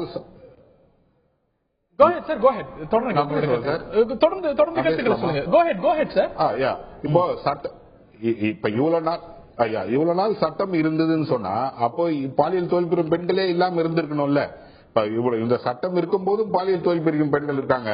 இன்னொன்னு லீகலைஸ் பண்ணுவீங்களோ ரெகுலரைஸ் பண்ணுவீங்களோ அதை இன்னும் கடுமையான சட்டத்தை உருவாக்குறதுக்கான டிபேட் எவ்வளவுனா பேசிக்கலாம். ஆனா முதல் செய்ய வேண்டியது இருக்கக்கூடிய 25 லட்சம் பாலியல் தொழில் புரியும் பெண்களுக்கு என்ன மாதிரியான நலத்திட்டங்களை உருவாக்க போறீங்க, அவங்களுடைய வாழ்க்கை தரத்தை உயர்த்துவதற்கு என்ன செய்ய போறீங்க, அவங்களுக்கு எதிராக நடக்கக்கூடிய மனித உரிமை மீறிய செயலை எப்படி தடுக்க போறீங்க, காவல்துறையினால ஏற்படக்கூடிய பிரச்சனைகள் சிக்கல் அவர்களுக்கான எப்போ தடுக்க போறீங்க, இதற்கு தான் நம்ம முதல்ல தேடி போறோம். சொலிசிட் பண்றவங்களுடைய மனித உரிமை மீறல்கள் இருக்காதா? இல்ல இதெல்லாம் ஒரு வார்த்தையில நம்ம சொல்லலாம். ஆனா எண்ணிக்கையில பார்க்கக்கூடிய ரியல் ஃபீல்ட் லெவல்ல நடக்கக்கூடிய அன்றாட நடக்கக்கூடிய பிரச்சனைகள் தெரிஞ்சவங்க தான் இப்படி பேச முடியும். அந்த அனுபவமும் அது மாதிரி வாய்ப்பு நிறைய 99% மக்களுக்கு கிடையாது. இவங்க பத்தி பேசினாலே ஒதுக்குறதும் அதை பத்தி பேசுவதை தவிர்க்குவதும் தான் இருக்காங்க. இப்ப Lalitha Kumaramangalam madam HIV AIDS தடுப்பு பணியில முதல்ல HIV கேஸ் இந்தியால சென்னையில ஐடென்டிஃபை பண்ணும் போதுல இருந்து இந்த HIV பணியில முழுமையா அவங்க ஈடுபடுத்தினாங்க. அப்பதான் முதல்ல இந்த எக்ஸ்ப்ளோரேட்டரி எத்னோகிராபிக் ரிசர்ச் செய்யக்கூடிய ஆய்வுல சென்னையில மட்டும் 3000 தொழில் பண்ற பெண்கள் இருக்காங்கன்றதும், லேட்டரா அது ஒரு 5 டிஸ்ட்ரிக்ட்ல யூனிசெஃப் சப்போர்ட் பண்ணி லலிதா குமாரமங்கலம் நிறுவனம் இந்த ரிசர்ச் செஞ்சாங்க. அதனால அவங்களுக்கு பாலியல் தொழில் புரியும் பெண்கள் எங்கிருந்து வராங்க, என்ன மாதிரியான பிரச்சனைகளை சந்திக்கிறாங்க, யார் அவங்களை இன்ஃபுளுயன்ஸ் பண்றது, எவ்வளவு பணம் ஏர்ன் பண்றாங்க, அவங்க ஏர்ன் பண்ற பணம் யார் யார் ஸ்பிளிட் பண்ணி எடுத்துன்னு போயிறாங்க, என்ன மாதிரியான வன்முறை ரீச் பண்றாங்க, அவங்க HIV-யான நாலேஜ் என்ன, முழு விவரங்கள் தெரிந்ததுனால செய்யறாங்க அப்படின்னு அதுதான் உங்கள்கிட்ட எடுத்து போகிறோம். அவர் ஏதோ ஒரு கருத்தை அவ்வளவு மேம்போக்கா சொல்லிடல. அவர் சொன்னது போல ஒரு ஆழ்ந்த அனுபவம் உண்டு. ஒரு HIV-யால பாதிக்கப்பட்டவங்க சார்ந்த நிறைய பணிகள் செஞ்சிருக்காங்க. So based on the experience, based on the expertise, இன்னைக்கு கட்டுப்பாடுகள் இருந்தும் விதிகள் இருந்தும் இந்த தொழில் நடக்கிறது, மறைவா நடக்கிறதுனால இவ்வளவு பாதிப்புகள் இருக்கு, டிராபிக்கிங் இருக்கு, HIV பாதிப்பு இருக்கிறது. ஆய காரணத்தினால இதை ரெகுலரைஸ் பண்ணா, இது லீகலைஸ் பண்ணா, இதை கட்டுப்படுத்தலாம் அப்படிங்கிற ஒரு சயின்டிபிக் அப்ரோச்சின் அடிப்படையில் செய்யப்படுது. ஏன் பார்க்க கூடாது? இப்போ லீகலா இருக்கிற எவ்வளவு கண்ட்ரீஸ்ல this approach has been successful. பாதி கண்ட்ரீஸ்ல இல்ல, நிறைய கண்ட்ரீஸ், இப்ப ஜெர்மனி எடுத்துக்கோங்க, ஆம்ஸ்டர்டாம் எடுத்துக்கோங்க, this is not been a success. எங்க இம்ப்ளிமெண்ட் பண்ணிருக்காங்களோ அவங்க, அதனால அது கிடையாது. கூடி இருக்கு அப்படின்னு சொல்றீங்களா? இல்ல அதனால வரக்கூடிய who is leading in HIV India, Amsterdam with Thailand? இல்ல I am not speaking only about HIV. அதாவது இந்த தொழில்ல இருக்கிறதுனால மன ரீதியான பாதிப்புகள் எவ்வளவு பேர் சைக்காலஜிக்கலி அஃபெக்ட் ஆறாங்க. இதனால I am a psychologist, I know what's happening. எவ்வளவு பேர் ஒரு பெண் அந்த சின்ன வயசுல பாதிக்கப்பட்டா அவங்க வாழ்க்கையே எப்படி நடக்குது. இது லீகலைஸ் பண்ணும்போது, முறைப்படுத்தும் போது உங்களை போல சைக்காலஜிஸ்ட் இது பண்ணலாம். இந்த சைக்காலஜிஸ்டால கண்டுபிடிக்க முடியும் யார் கடத்தி வரப்பட்டவர்கள், யார் வற்புறுத்தப்பட்டவர்கள், யார் தானா வந்தவங்க, யார் தன்னுடைய முயற்சியால வந்தவங்க வரலாம். இல்ல இப்ப இவர் சொன்னதிலேயே பாருங்களேன், தானே இஷ்டப்பட்டு யாரும் இந்த தொழிலுக்கு வருது இல்ல, எல்லாரும் இதுக்கு வர வைக்கப்படுறாங்கன்ட்டு. அப்படின்னா அவங்க எல்லாரோட மனநிலையும் அப்படிதான் இருக்கும். அதோட கொடுமை, தவறே பண்ணாத அவங்களுக்கு பிறக்கிற குழந்தைங்களுக்கு ஃபியூச்சர் என்ன ஆகும் சொல்லுங்க? யார் அவங்க அம்மானே என்ன சொல்ல முடியும், என்ன தொழில் பண்ணாங்கன்னு என்னன்னு சொல்ல முடியும்? சோ ஒரு தவறும் இல்லாத அடுத்த ஜெனரேஷன் ஃபுல்லா ஒரு பாதிப்புக்கு உள்ளாகும். சோ அது ஒரு முக்கியமான விஷயம், நம்ம பார்க்க வேண்டிய விஷயம். நெக்ஸ்ட் ஜெனரேஷனுக்கு நம்ம என்ன லீட் பண்றோம். அவங்க சொல்வது போல நீங்களே சொன்னீங்க, ஒன் லாஸ்ட் क्वेश्चन, நேரம் ரொம்ப சுருக்கமா இருக்கு. நீங்களே சொன்னது போல யாரும் திரும்பி வரல அப்படின்னு. ஆக நீங்க வந்து ப்ரொசீஜர்ஸ் கொண்டு வந்தாலும் டாக்குமெண்ட்ஸ் கொண்டு வந்தாலும் கட்டாயப்படுத்தி இது ஒரு முறையா நடக்கிறதுனால ஒரு சட்டப்பூர்வம் உள்ள ஒரு விஷயம் அப்படிங்கறதுனால நிறைய பேர் வந்து கட்டாயப்படுத்தி ஒரு டிராபிகிங் வேற வடிவங்கள்ல நடக்கிறதுக்கான வாய்ப்புகள் இது பெருகாத. ரொம்ப சுருக்கமா இறுதியான ஒரு வாதம் உங்கள்கிட்ட இருந்து திரு ஹரிஹரன், ரொம்ப சுருக்கமா. நான் ரொம்ப சுருக்கமா சொல்றேன். இது வந்து மற்ற நாடுகளோட நம்ம நாடை கம்பேர் பண்ணக்கூடாது. ஏன்னா மற்ற நாடுகளோட lifestyle, quality of life கண்டிப்பா வேற. இன்னொன்னு கட்டாயப்படுத்தி யாரும் தொழில தள்ள முடியாது. வாய்ப்பு இல்லாம தான் வராங்க, வாய்ப்பு இல்லாமல் தான் வராங்கன்னு சொல்றேன். இப்போ வந்து நம்ம மாரல் ஸ்டாண்ட, நம்ம இந்த பாலியல் தொழில் புரியும் பிரச்சனையை அணுகும் போது நம்ம மாரல் ஸ்டாண்ட இதுல முயற்சி பண்ணாம ரேஷனலா திங்க் பண்ணி அன்றாட பிரச்சனையை சந்திக்கக்கூடிய பெண்களுக்கான ஒரு மாற்று திட்டத்தை உருவாக்கத்திற்கும் மற்ற ஹெல்த் சர்வீசஸ் அவங்களுக்கு ப்ரொவைட் பண்றதுக்கான வாய்ப்புகளை கிரியேட் பண்றதுக்கான நிலையை வைத்துதான் இந்த முடிவை எடுக்க வேண்டும்ன்றது என்னோட கருத்து. ரொம்ப சுருக்கமா நம்ம நாட்டுக்குன்னு ஒரு கலாச்சாரம், பண்பாடு இருக்கு. நம்ம நாடு அதை நோக்கிதான் எல்லாரும் போகணும். அதனால பாரதம் அப்படிங்கும் போது பரம்பரை முக்கியம், குடும்பம் முக்கியம். குடும்பம் இல்லாம ஒரு நாடு நம்ம யோசிக்க கூட முடியாது. கலாச்சாரம் தான் நாட்டை ஒருங்கிணைக்கக்கூடிய ஒரு விஷயமா பார்ப்பதனால இது அனுமதிக்கக்கூடியது அல்ல அப்படிங்கிறது உங்களுடைய கருத்தும். இது ராஷ்டிரலா பார்க்க வேண்டியது. ஏற்கனவே பாதிப்புகள் நடந்து கொண்டு வருகின்றன. இந்த பாதிப்புகளை குறைப்பதற்கு இதை முறைப்படுத்த வேண்டும். HIV AIDS பெருமளவுக்கு இருக்கிறது, நம்மளால கட்டுப்படுத்த முடியல. இதற்கான காரணம் இலைமறைவுக்காயாக மறைமுகமாக இது நடப்பது என்பதனால இது சட்டப்பூர்வமாக்கினால் இந்த ஒரு ஹசார்ட், இந்த பாதிப்புகளை கட்டுப்படுத்தலாம். இன்னொரு வாதமும் இருக்கிறது. லலிதா குமாரமங்கலம் இவ்வாறு கருத்து சொல்லியிருக்கிறார். அரசாங்கமும் நீதிமன்றங்களும் நிறைய ப்ராசஸ் தொடர வேண்டியிருக்கிறது. ஒரு நீண்ட விவாதம் இதற்கு தேவை அப்படிங்கறத பார்க்கணும். கலாச்சாரம், சமூகம், சட்டம், பல்வேறு ஃபேக்டர்ஸ், ஹெல்த், பல்வேறு ஃபேக்டர்ஸ் கருத்தில் எடுத்துக்கொண்டு ஆழ்ந்த விவாதத்துக்கு பிறகு முடிவெடுக்க வேண்டிய விஷயம் இது என்றால் நிச்சயம் பங்கு பெற்ற பிரவீனா அவர்களுக்கும் அதே போல திரு ஹரிஹரன் அவர்களுக்கும் பார்த்த நேயர்களுக்கும் இந்த தருணத்தில் நன்றி கூறி விடைபெறுகின்றோம். வணக்கம்.